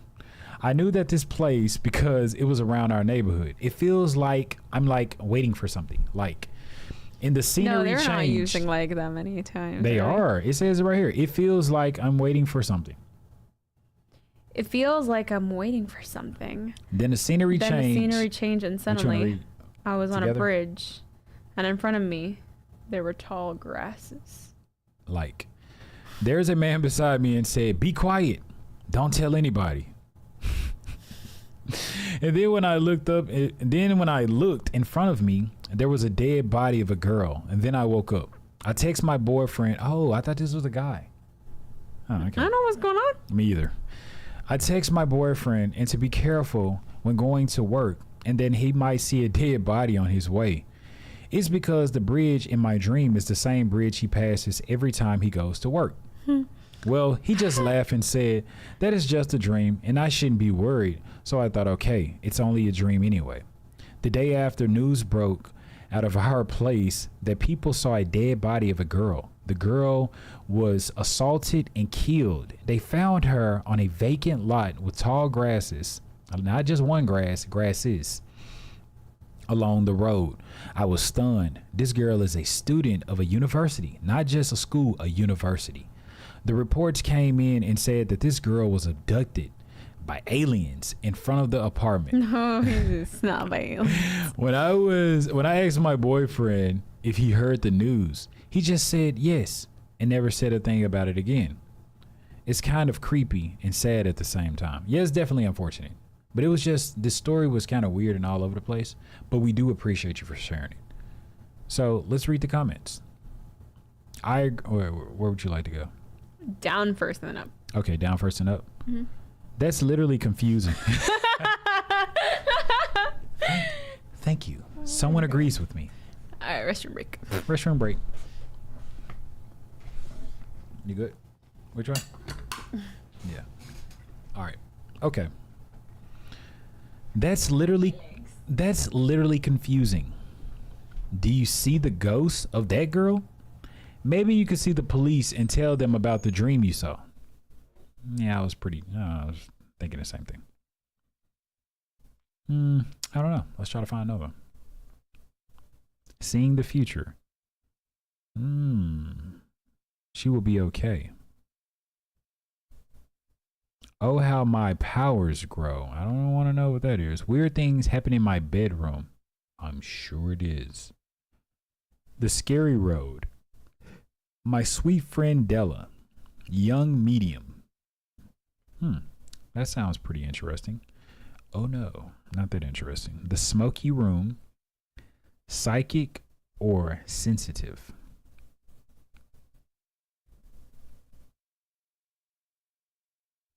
Someone wrote, a ghost used my arms. We have to read that. It kind of goes on with when we mention about The Devil Made Me Do It, The Conjuring 3, and how even in the recent years, the earlier 1900, mid 1900, maybe in the late 1900s, that was their defense that the devil made him use it. I'm sorry, the devil made him do it. So the title we're about to read now, it took place in Michigan, 1995, and the title is A Ghost Used My Arms. Let's see how well they used them. In the summer of 1995, a friend of mine visited me from Florida, but he spent the week at another friend's house. Near the end of his stay, he asked if I could drive him to Detroit and visit his grandmother. I obliged, for it was only a 4-hour trip, so I went. We arrived. What are you doing? We're going your mic. What are you doing? What are you doing? I was just looking as you were reading. Looking at what? No, because first of all, I looked at you because I was like, only a 4-hour trip? Yeah, definitely. But and then I was looking like, you want to speak in my mic? Sure. We're singing? Get off my mic. Okay, where were we? We arrived at his grandmother's house on Friday. Oh, I got this. Mm-hmm. Your mic, so you can speak to me.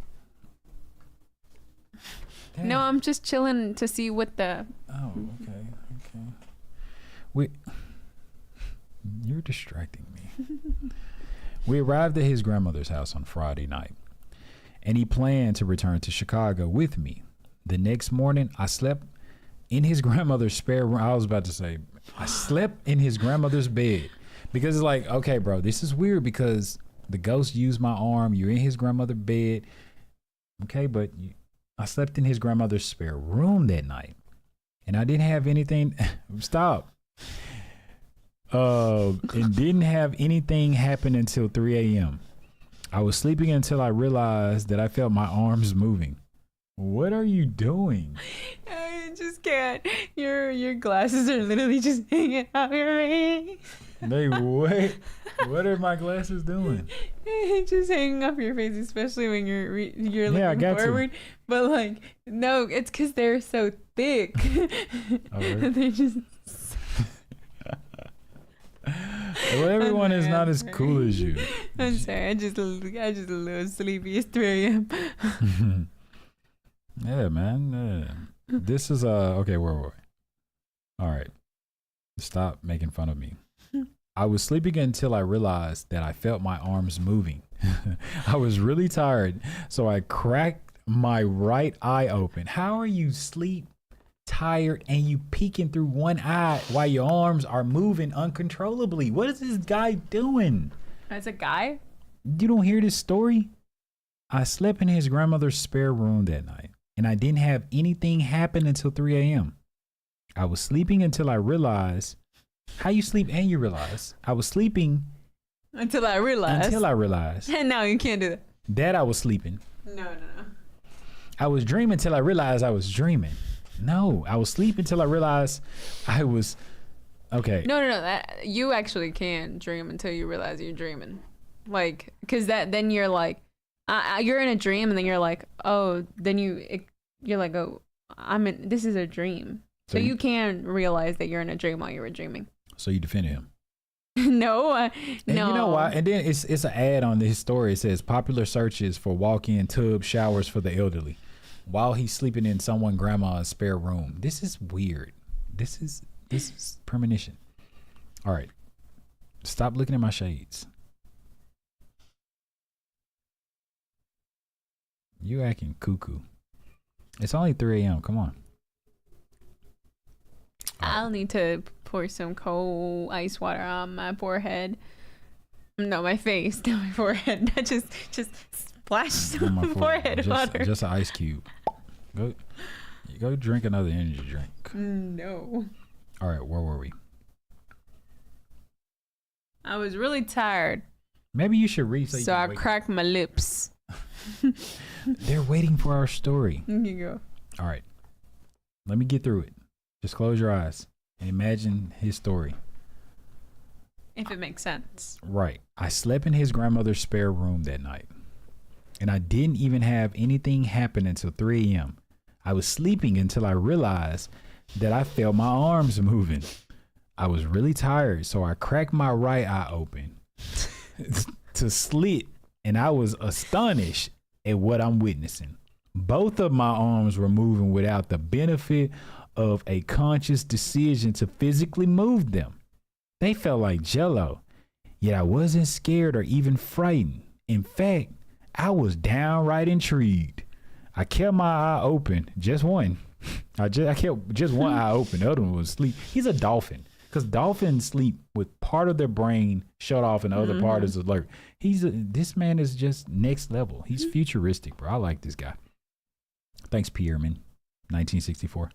I kept my eye open for another minute. I can't even keep one eye open without like the other one trying to. You know what I'm saying? Oh, you look crazy. You look possessed. They're gonna say, which eye you gonna open? I kept. That's funny. I kept my eye open. Which eye you gonna open? Man, for real. A conscious decision. They felt like jello. It said, I kept my eye open for another minute or so, and then I went. Why'd you read that? Like because that? he said it. Look. I kept my eye open for another minute or so. Then I went back to sleep. He went back to sleep. What? Like 30 seconds later. This guy's great. And then he said that morning, and then he went back peacefully to sleep. That morning, I went to my friend's house and told him what happened. He was interested. He was interested as he and I fell and had a sense of things out of the ordinary. He told me to tell his grandmother. I braced myself. So funny. He said he was interested as he and I feel and sense things out of the ordinary. That's exactly. You said feel. Feel. Okay, so it's terrible. I feel and sense. Yeah, that he was interested as he and I feel and sense things out of the ordinary. First and foremost, you never use "and" that many times. He was interested as he and I feel and sense things out of the ordinary. That's so grammatically incorrect, ma'am. So yes, He was interested as he and I feel and sense things out of the ordinary. Yeah, that's a lot of two ands. Too many ands. How you feel and sense something at the same time?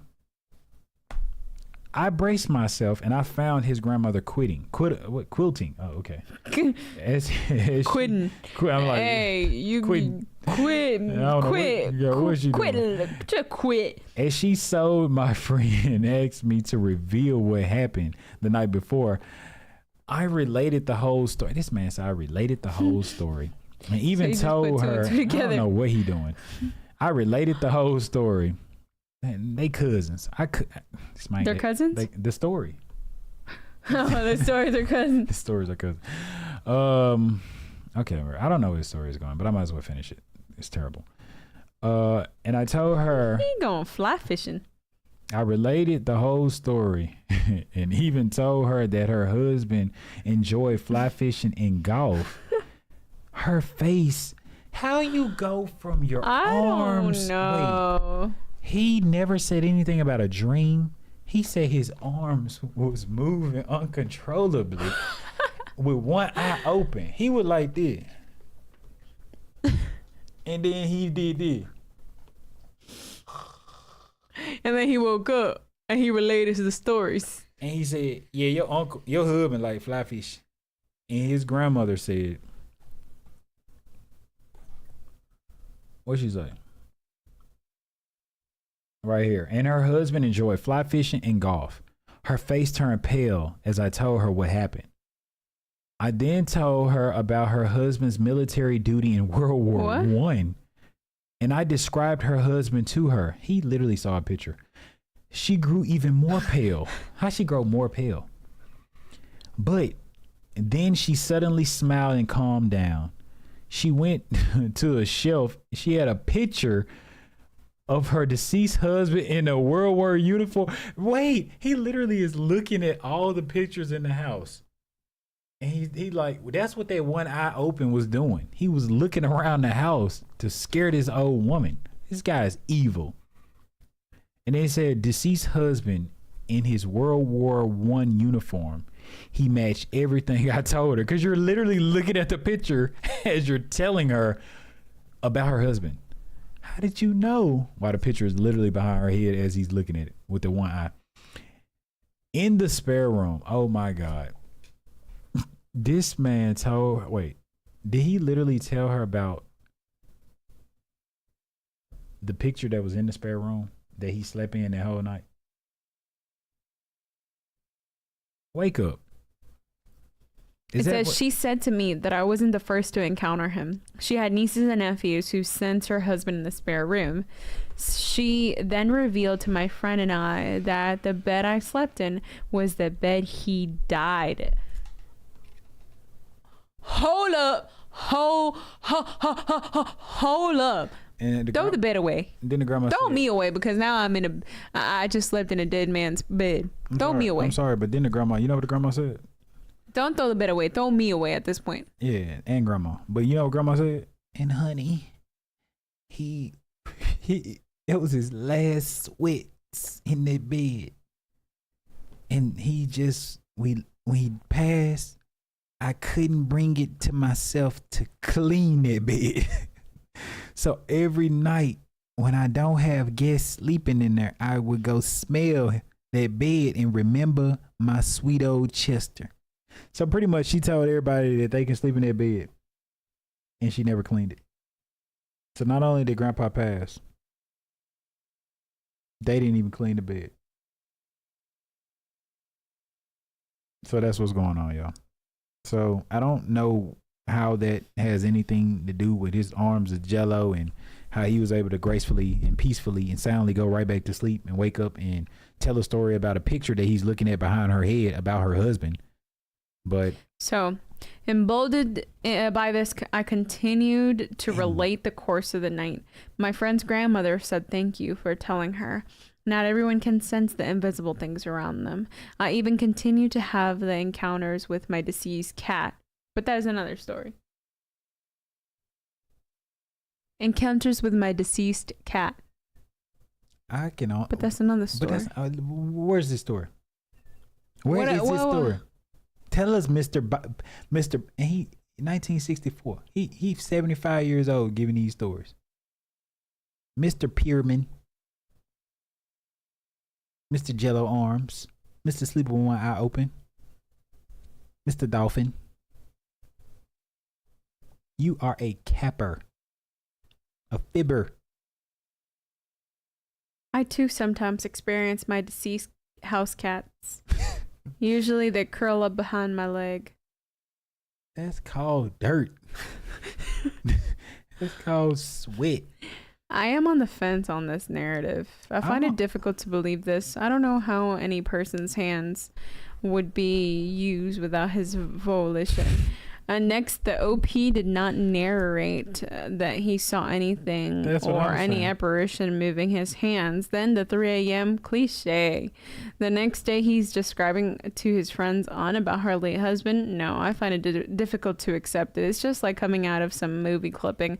Too difficult to agree that this really happened. Regards and respects. I was going to comment on this story, but I actually forgot about it. I have experience. I'm trying to figure out exactly to word that deals with exactly this. When Granny, Cosmogal, Clever, and our friends went to Haunted Hillview in Newcastle, Pennsylvania in June, this happened to me. Anyone who didn't know me, and even those who know me, could question the legitimacy of what happened. I don't know. I don't want to go into detail because I'd be taking the focus away from Pyramid's story, but some ghosts actually do communicate using a person, just as Pyramid said happened. If this is confusing, let me know and I'll move it to one of my stories and try to explain it more, okay? But wait, Pyramid didn't say a story. Pyramid literally was all over the place. Miracles. Thank you very much. Please enlighten me on this aspect. Perhaps without knowing much about it, I commented about OP. Regards and respects to you. As soon as I can get time this morning at work and everyone is here, I'll move this to one of my stories. I just don't understand what this is to do. And for me personally, if something is grammatically incorrect, my mind looks at things and I'm trying to correct this sentence while reading it. So you guys got it for me. In my mind, I'm looking like, this is not right. I can't just keep going because it makes no sense to me. And obviously, I must give my commentary. So yeah, if it's something grammatically incorrect, I'm gonna let it be known. I'm not gonna make me look like the dweeb that's reading incorrectly. I'm reading what you wrote, but I'm gonna give an input on, hey, that's not right. This story sucks. Your arm was jiggling for no reason. One eye was open. You were looking at Granny's picture of her old boo, and you said you described him. Okay, so there's this story of my girlfriend is my third eye. This happened just last month. Me and my girlfriend were going to see the movie Avengers in a mall along Padre Forum Street in Manila. My girlfriend has third eye. She's more capable of seeing, hearing, and sensing the presence of these non-human entities compared to us average people. But what's more weird about her ability is that she can somehow share what she sees, hears, and feels just by touching a non-sensitive person. Is she Lorraine? And she says by concentrating hard. She like this in the movies. They're with us. Get your pen and paper. I'll draw it. Fat guy. Popcorn. 64-ounce soda.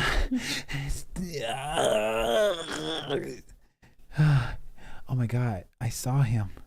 I got it, babe. I got it. He's literally next to us. Did you get his popcorn? I did. Good What job. about my soda? Oh.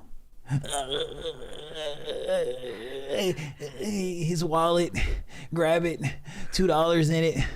I got it, babe. After we bought our tickets, we found out that we were an hour early for the next screening. So instead she's of psychic, but she didn't know that. So instead of going in the middle of the movie, we decided to go to the supermarket and get some snacks and drinks to bring inside the theater. Oh, so she was doing that, and she's breaking crimes. And she's breaking the law illegally. My girlfriend, Jay, knows I can't stand to watch Asian horror movies like The Ring, The Eye, The Grudge. She knows I love playing games. One time she asked me to play her brother's Fatal Frame game in PS2. I agreed, but only after an hour, Jay ended up playing the game, me gasping and covering eyes whenever a ghost in the game appears. He's literally, no one is that scared. Jay knows I am very afraid of ghosts. In the supermarket, I was reading the label of a new flavored corn chip when I heard a crash. Then Jay grabbed the front of my jacket and she buried her face on my chest. The grocery basket and its contents were all scattered on the floor. I asked her what was wrong. She only shook her head. She wasn't crying. So I figured maybe she was just avoiding to look at something. I closed my arms around her, shifted my eyes to where I saw her facing, and there, at the other end of the snack aisle, I saw a man covered with blood. His right arm was missing, just a stump on his elbow. His mouth was gaping open. How did he lose his arm at the grocery store? Well, I think Jay was the one that is,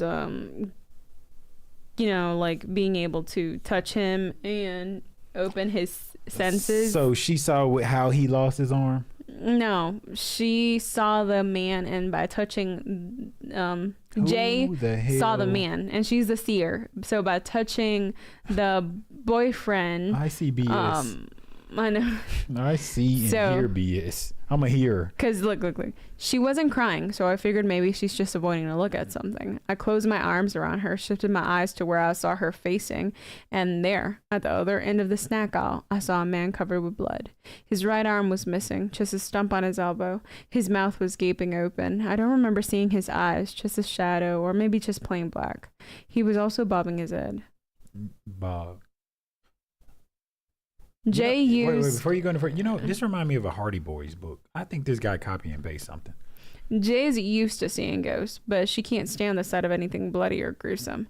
My mind went blank. I just froze there, repeating "pata," a word we Filipino use as a curse. Oh, never mind. Skirt.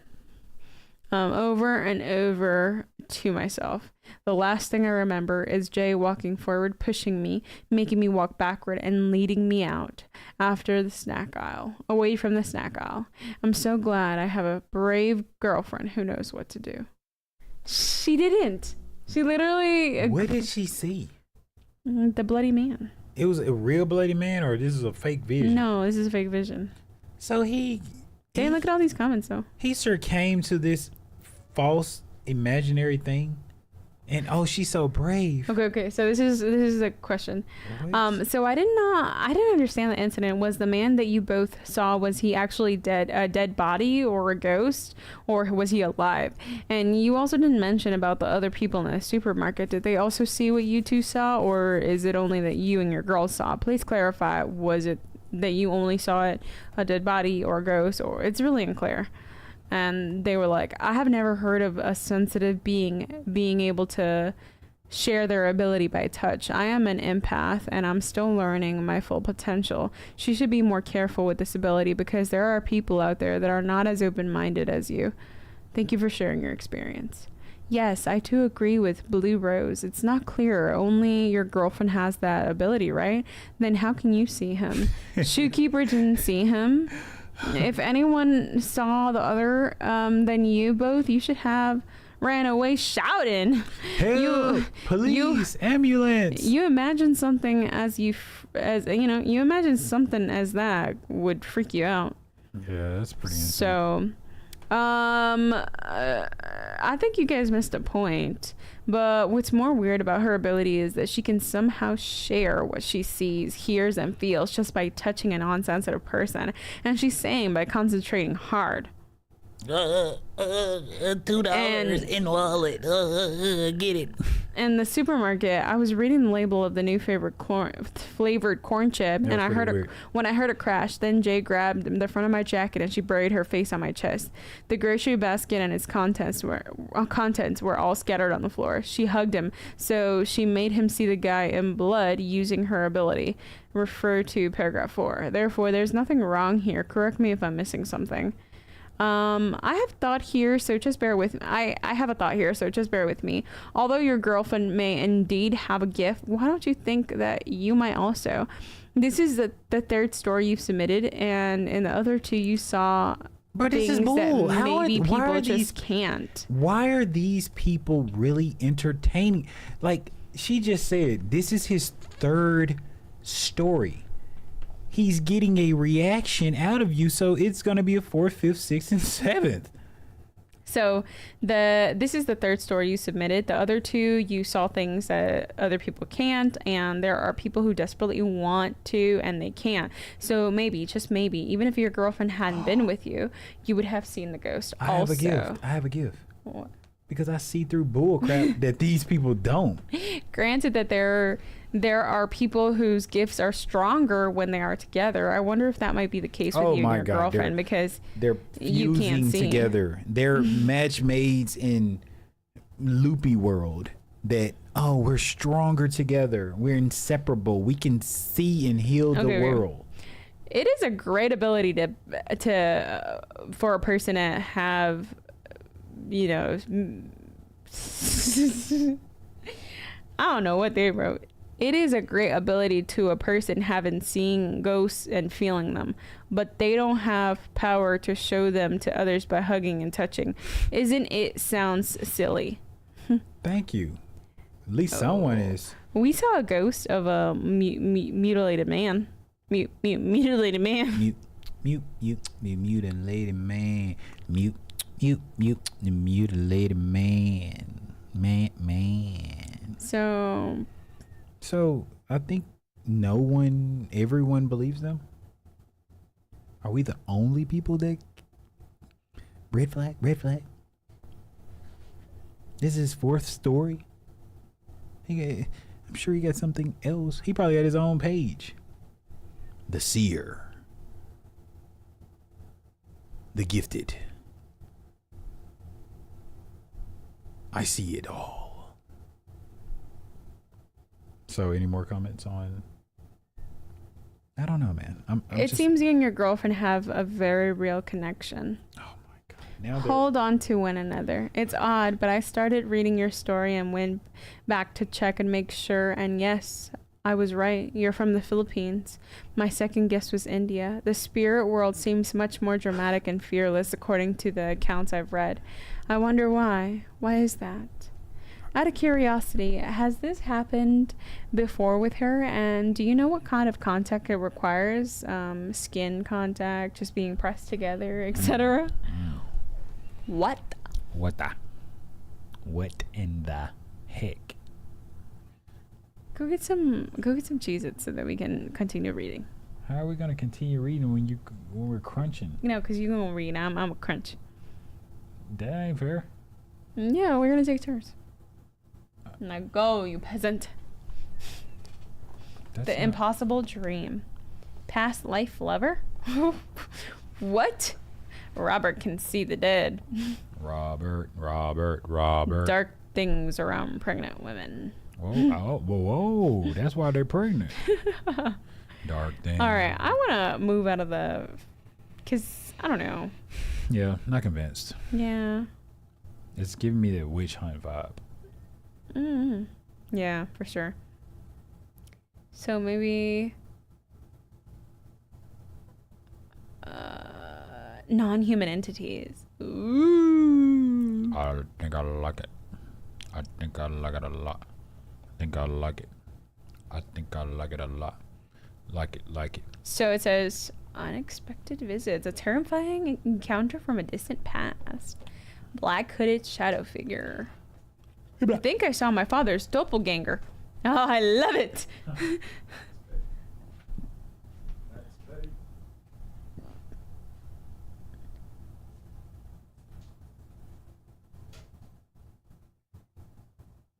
All right, so it says, hello, my name is Dee. I'm 15, but I was 14 when this happened in January or February of 2023. I know I wasn't hallucinating or having delusions. I was sitting on the couch. It was around 10 or 11 p.m. All my family members had gone to sleep, and I'm always the last one to fall asleep in my house. I remember I was watching a true crime YouTube video as I'm turning into true crime. I was also texting my friends and my boyfriend at the time when I saw my father walking down the hall. I was thinking to myself, why was my father up? He falls asleep early as he wakes up for work at 4 a.m. I was calling my father's name and he wasn't answering at all. And I thought that's weird since my father always answers me. I then saw him walk into the kitchen, and then I got up and asked him why he was up. But when I walked into the kitchen, he was gone. I was like, what the actual... I don't remember my father walking out of the kitchen at all. I was even questioning my sanity, but I then walked down the hall to see if my father was actually awake, but he wasn't. He was in a deep sleep. And things got even weirder as I was like, nope, I am not sleeping tonight. So I then told one of my friends about the situation that just happened. She tried to say it was a skinwalker, but I wouldn't say but I said, wouldn't they eat me? I stayed up until my father woke up for work. I told him the story and he believed, but my siblings and my mom didn't since they don't believe in ghosts. Hopefully I don't see that being or thing I thought was my father ever again. Yeah. Let me see what you got.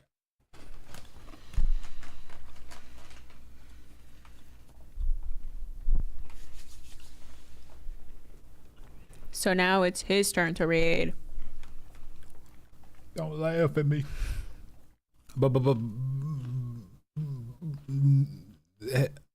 I'm nervous. Um, Nightmare in a deserted clubhouse. That's weird.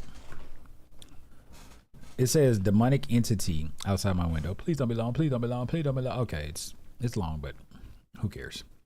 In 2004, on October 31st, I witnessed a very disturbing image that still haunts me even today.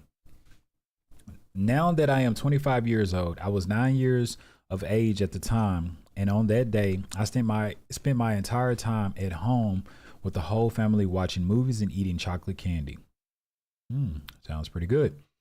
When we never really celebrated Halloween, not because of our beliefs, nor the fact of Halloween was such a scary holiday, but rather the fact that my parents never understood the reason why people will waste money on costumes or risking us children getting into an accident. Well, throughout the day, we decided to watch a few films that we had rented in order to spend the night with the family. It's a lot of fluff. As a young child, I have always had a passion with drawing, so I always carried a sketchbook with me everywhere I went. That night, as we watched movies, I began to doze off and the desire to draw rather than to watch the movie. Lucky for me, my sketchbook was on my bed in my room. As I walked towards my room, I opened the door and I walked in. I would hope so. While the lights were off and my bedroom window open, I looked to my right and turned on the light, but as I faced my right, I could not help but notice the disturbing image outside my window. What I seen outside my window was the head of a pig, but not in any ordinary pig. The flesh seemed to be beaten so bad, the snort ripped apart, the left eye gouged out, and the ears ripped off. Bro, this is a Halloween mask. The only detail that really stood out was the big red glowing eye. As I stood there for a few moments staring, I could not move, as if I was paralyzed.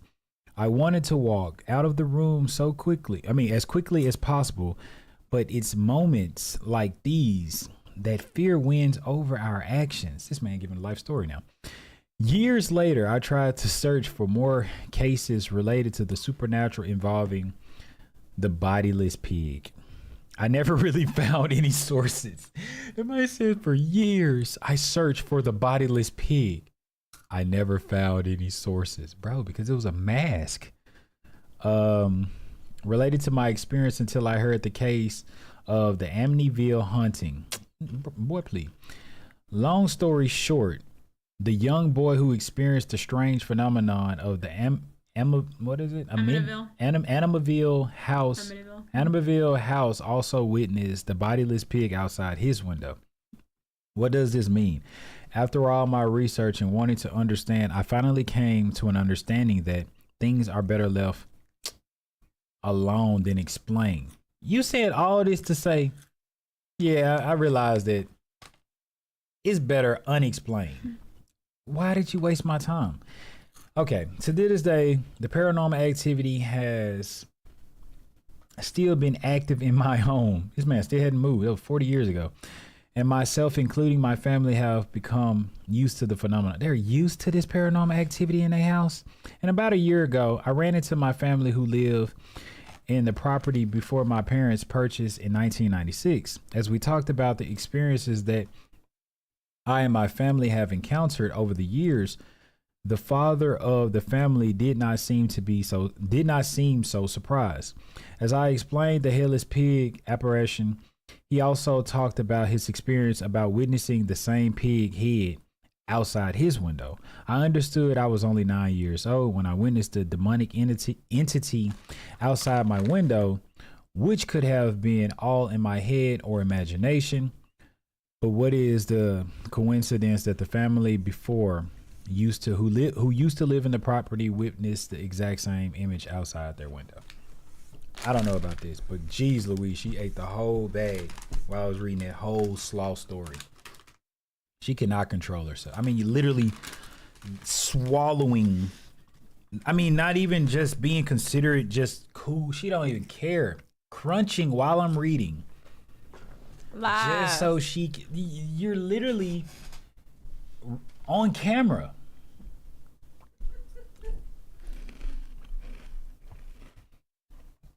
I mean, just swallowing. Like, seeing how many you can eat before, like, it makes no sense. I knew it was a bad idea. Okay. Now you can eat and I read. Bro, there's nothing left. There is stuff left. I can squeeze it. I still feel it in there. Okay. So obviously, this was just a 9-year-old's imagination. Nothing else. At all. A headless pig.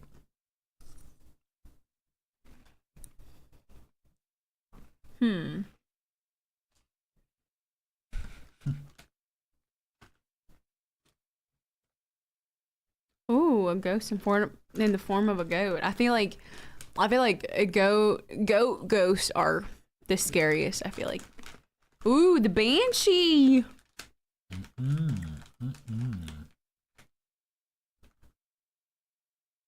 That's okay. You can have the rest. Goat ghost? What is a goat ghost? Hmm? Is that the ghost of all goats? I think. Let's see. A ghost in the form of a goat. Okay. Hey guys, this is Ez from India. Now coming to the story. This happened some 60 years ago, roughly somewhere in the 70s. And the victim was my maternal grandfather. My family was a below middle class family at the time, and there were some family functions and many people turned up. And they wanted to sacrifice a goat and cook it for the function as well. And they didn't have enough money to buy a goat or a sheep. What the? Oh, okay. That makes sense. So they went for a hunt in a nearby jungle, which is near to the town that they live in. Or that. My grandfather and his 2 other friends went to hunt sheep or any goat. After some time, they could find one goat. They were happy that they could find it quickly since relatives and family members were waiting for them. They picked it and they were returning their home, but within some time, the goat seemed to have been gaining weight that was very swiftly. Mind you, my grandfather was a very strong man who could hit a few men easily, single-handedly, but the weight of the goat seemed to be unbearable, and he dropped it on the ground and explained it to his friends. Even when they tried to lift it up, but in vain, after trying multiple times, they thought to leave it and search for another. My grandpa, feeling exhausted... It's okay, I can show you. My grandpa, feeling exhausted, lit a cigar. As soon as he lit it, the ghost started to abuse him in the dirtiest language one could hear and started cursing him that... The goat? Yeah. In Indian? Mm-hmm. Not in goat? Mm-mm. I don't know about that one, brother. My grandpa, feeling exhausted, lit a cigar. As soon as he lit it, the ghost started to abuse him in the dirtiest language one could hear and started cursing him that he shouldn't have lit it. You bad. You bad, man. You bad.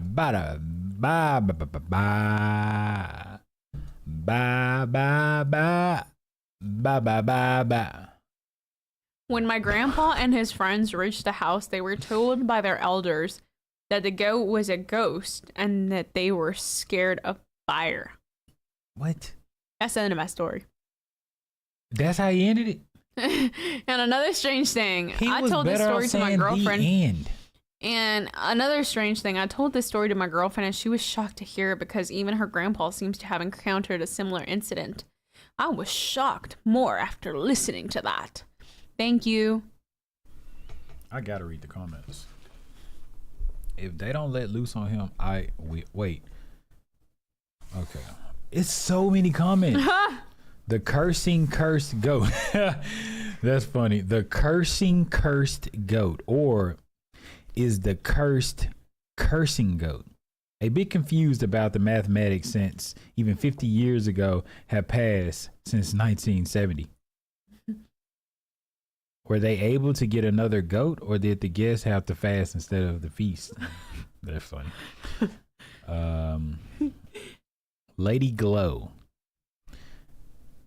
That was a nice observation. I mean, the time of the incident. I don't know the exact year. It happens. Like, these people really don't know what sarcasm is. Like, they were being sarcastic. And they couldn't find the other goat or the sheep, so Grandpa had to arrange another meal. So they had twerking chicken. It was cursing goat. That's off the menu. Now we have twerking chicken. Whoop, twerking chicken didn't show up. We have breakdancing pig. Breakdancing pig wasn't there. We have moonwalking alligator. We don't have it. We fasting. Good. They shouldn't be eating all this alive cursing ghosts and demonic entities At all. It says, "Hey Melda, I seriously don't know what it cursed because I never discussed." Oh well, I skipped it. These are people really going back and forth. Okay. Okay. Yeah, they're not. They're worried about the time frame. These people were more concerned about the time frame opposed to you're trying to eat a cursing goat. Dude, this is actually a pretty... Okay, so this is... Can reading about entities cause them? That's a good question. Yeah. So, I'm not very good with these long rambling introductions, so I'll just get down to business.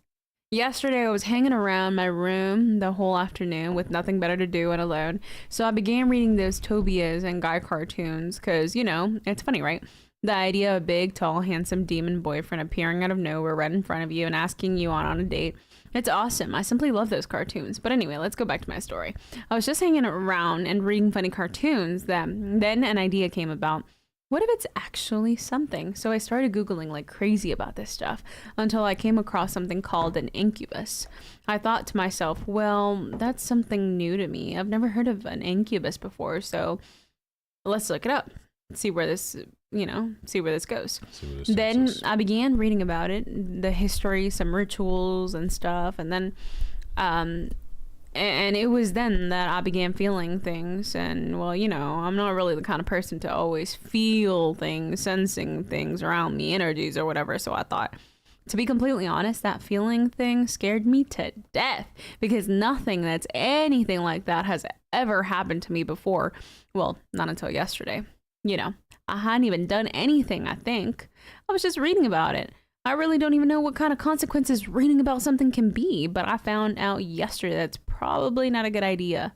All of a sudden, I started hearing things, seeing things, sensing what's around me in general, and not in a particularly good way either. That's becoming so annoying to the point that I could make a list out of all the things I began experiencing. Sounds, 5 quick ticks on glass, completely out of nowhere and constantly. Bells, really close and then fading in distance. Children, sometimes crying, other times giggling. Metal being hammered like a construction site, but there isn't anything like that near my home. Small bumps and cracks on objects around me. Shadows going around behind me. Then when I look, it's everything still. A fine ringing in my ear. That one I looked up and it seems like it's called tinnitus. And finally, the worst one that scared me the most, my head suddenly blacking out. The last one was just like hypnosis, but out of nowhere. A few months ago, I learned how to prevent a strong hypnosis from taking a hold. How? You just read it like yesterday. Mm-hmm. Yesterday, I was reading about hypnosis. But a few months ago, I learned how to prevent hypnosis. But tomorrow, I'm professional because I'm psychic. And thanks to that, I didn't really black out, because if it weren't for the fact that I had learned before to resist the hypnotic compulsion, That's an alcoholic beverage. I certainly would have. And right now, I'm not really sure what kind of thing could have happened to me. So that's the end of my story. Oh, wait, because that's happening to me ever since. I might as well put the name on whatever it is ticking the dang invisible glass, because it's mostly a family member now. Every few minutes, it's telling me right there, staring at me, no less. I don't know. Help. Whoa. Whoa. Never underestimate the power of suggestion. If all these began happening just 1 week ago, there isn't any history of paranormal activity in your house. Perhaps you are only paying more attention to your surroundings and assuming a paranormal nature to mundane and ordinary events. Perhaps some guardian protector spirit is trying to tell you to stop reading that kind of material and stop fantasizing. Since you're asking for help, try performing a blessing or cleansing a house according to your religious beliefs. Well, there are rumors of events on movie sets while filming things like The Exorcist, but that could just be the studio trying to generate some buzz for the movie. I had a similar experience where reading scary stories would cause thumping on my headboard. It turned out to be the way my bed was attached to the headboard that would amplify my pounding heart. That's funny. She said, I had a similar experience where reading scary stories would cause thumping on my headboard. It turned out to be the way that my bed was attached to the headboard that would amplify my pounding heart. That's funny. I hope you can make it back to read Lady Glow and Ruskin's post on your experience. I also have a question for you. Did you ever consider that your encounter with hypnotism may be particularly responsible for the events that have happened to you since? The reason I ask is that the power of hypnosis suggestion is well documented. Although the list of theories and explanations are as long as cold winter's night, the theory that caught my attention is the process of enhancing a person's ability to focus on a single train of thought, though the power of suggestion. Is it possible that you did not walk away from your hypnotic encounter unscathed? I'm not passing judgment on your imagination or strength of mind. I'm simply suggesting, pardon the pun, that you consider the possibility that you're becoming more open to influences both physically and spiritually. Maybe reading, Googling more on this subject will help you more than what you read in the past. Regards, Rex T. He's literally T-Rex. T-Rex. So, sorry. The little blue man. Blue brownie. I recently started on a painting to hang over my bed. Not too long ago, of a little blue fairy. My mother, when I saw what I was painting, asked me what was I working on. When I said a fairy, she told me it reminded her of a tiny blue creature she had seen while she was pregnant with me. That the only difference was that it was a male. I vaguely remember her telling me about it, but I asked her to tell me about it again anyway. It was little and blue. It kind of reminded me of a troll, and I just touched my pregnant belly and smiled. And I did not feel like it was going to hurt me, she said, and then proceeded to tell me that I had pointy teeth. It had pointy teeth. My friends, sorry, these glasses are dark as hell. My friends and I have asked about. That is bright. Oh my goodness, that's see. bright. I want to see. No, I'm saying because I've been wearing them for the last 4 hours. Oh my! How are you reading? What the heck? That's why I don't read. I just be listening. So this is. No, let me finish. I'm scared. Let me finish. You gotta be a master. Whoa, dude. So now y'all know why sometimes I might quiver my lip. I get a few things mixed up. This is kind of nice though, because we have a lot of bright lights surrounding us. As you can see, we're very well lit in the studio. And because we're so well lit, we need shades to kind of like help us out. Help the tension in our eyes. Right. It's not that we're being cool. Yeah. No, even though we really are. It's But not that. Look at my glasses. Look Like at my glasses. it's how many lights in here? 2 above us. One, one right 2, here, 3, 4, 2. 5, 6, 7, 8, 9. 9 lights. We have 9 lights to make this possible. And at 4 in the morning. So we're doing this for you guys. So if we mess up on a few words, our brains are tired, our eyes are tired, we're tired. It is 3:12 a.m. in Central Time where we are, and yeah. Yeah. Okay, let's finish the story. So let me finish it I'm because sorry. it was little and blue. It kind of reminded me of a troll, and it just touched my pregnant belly and smiled. I didn't feel like it was going to hurt me. You make it sound too sweet. That's the mom though talking about the No, see, that's the why these blue stories fairy. don't sound scary. No. Oh, okay, never mind. Yeah. Then let me see. Shh, she had said, and then proceeded to tell me it had pointy teeth. Yeah, it's a story. Yeah. My friends and I have talked about it in length because we've all had our own paranormal activities. Experiences. One of our group of 3 being more knowledgeable than myself or the second party. We all speculate that this is more likely one of the nice people, but we really aren't entirely certain. Despite various searches, small blue creatures with pointy teeth, blue imps with pointy teeth, or even imps with pointy teeth, I have not been able to find any information on this creature. I want to say that it is an imp, not a troll. But whenever I draw one of the nice people, it always comes back to be this specific design. I also see them quite erratically in my dreams, being playful and not particularly harmful. But the reason I want to call them imps. Yeah, you seem angry now. Not scared. They're like What the heck? imps. I would love to know if anyone else has any experiences with these creatures, or if they have given any information on them. They may not have seen harmful, but not knowing what it is a little unsettling, even for You're a reasons. gangster now? What are you?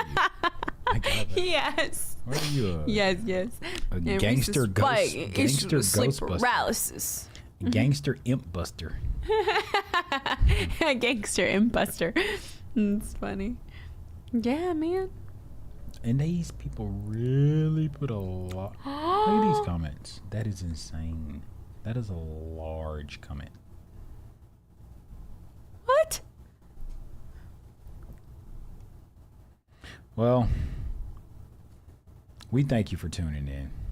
As always, we appreciate you for everything that we do. Thank you. We love you as always. Yes, y'all do not be up here till late at night. No, you always be up here. We're here, you're here. You have to be. I know. When we're gone, y'all go to sleep too. Yeah, don't be.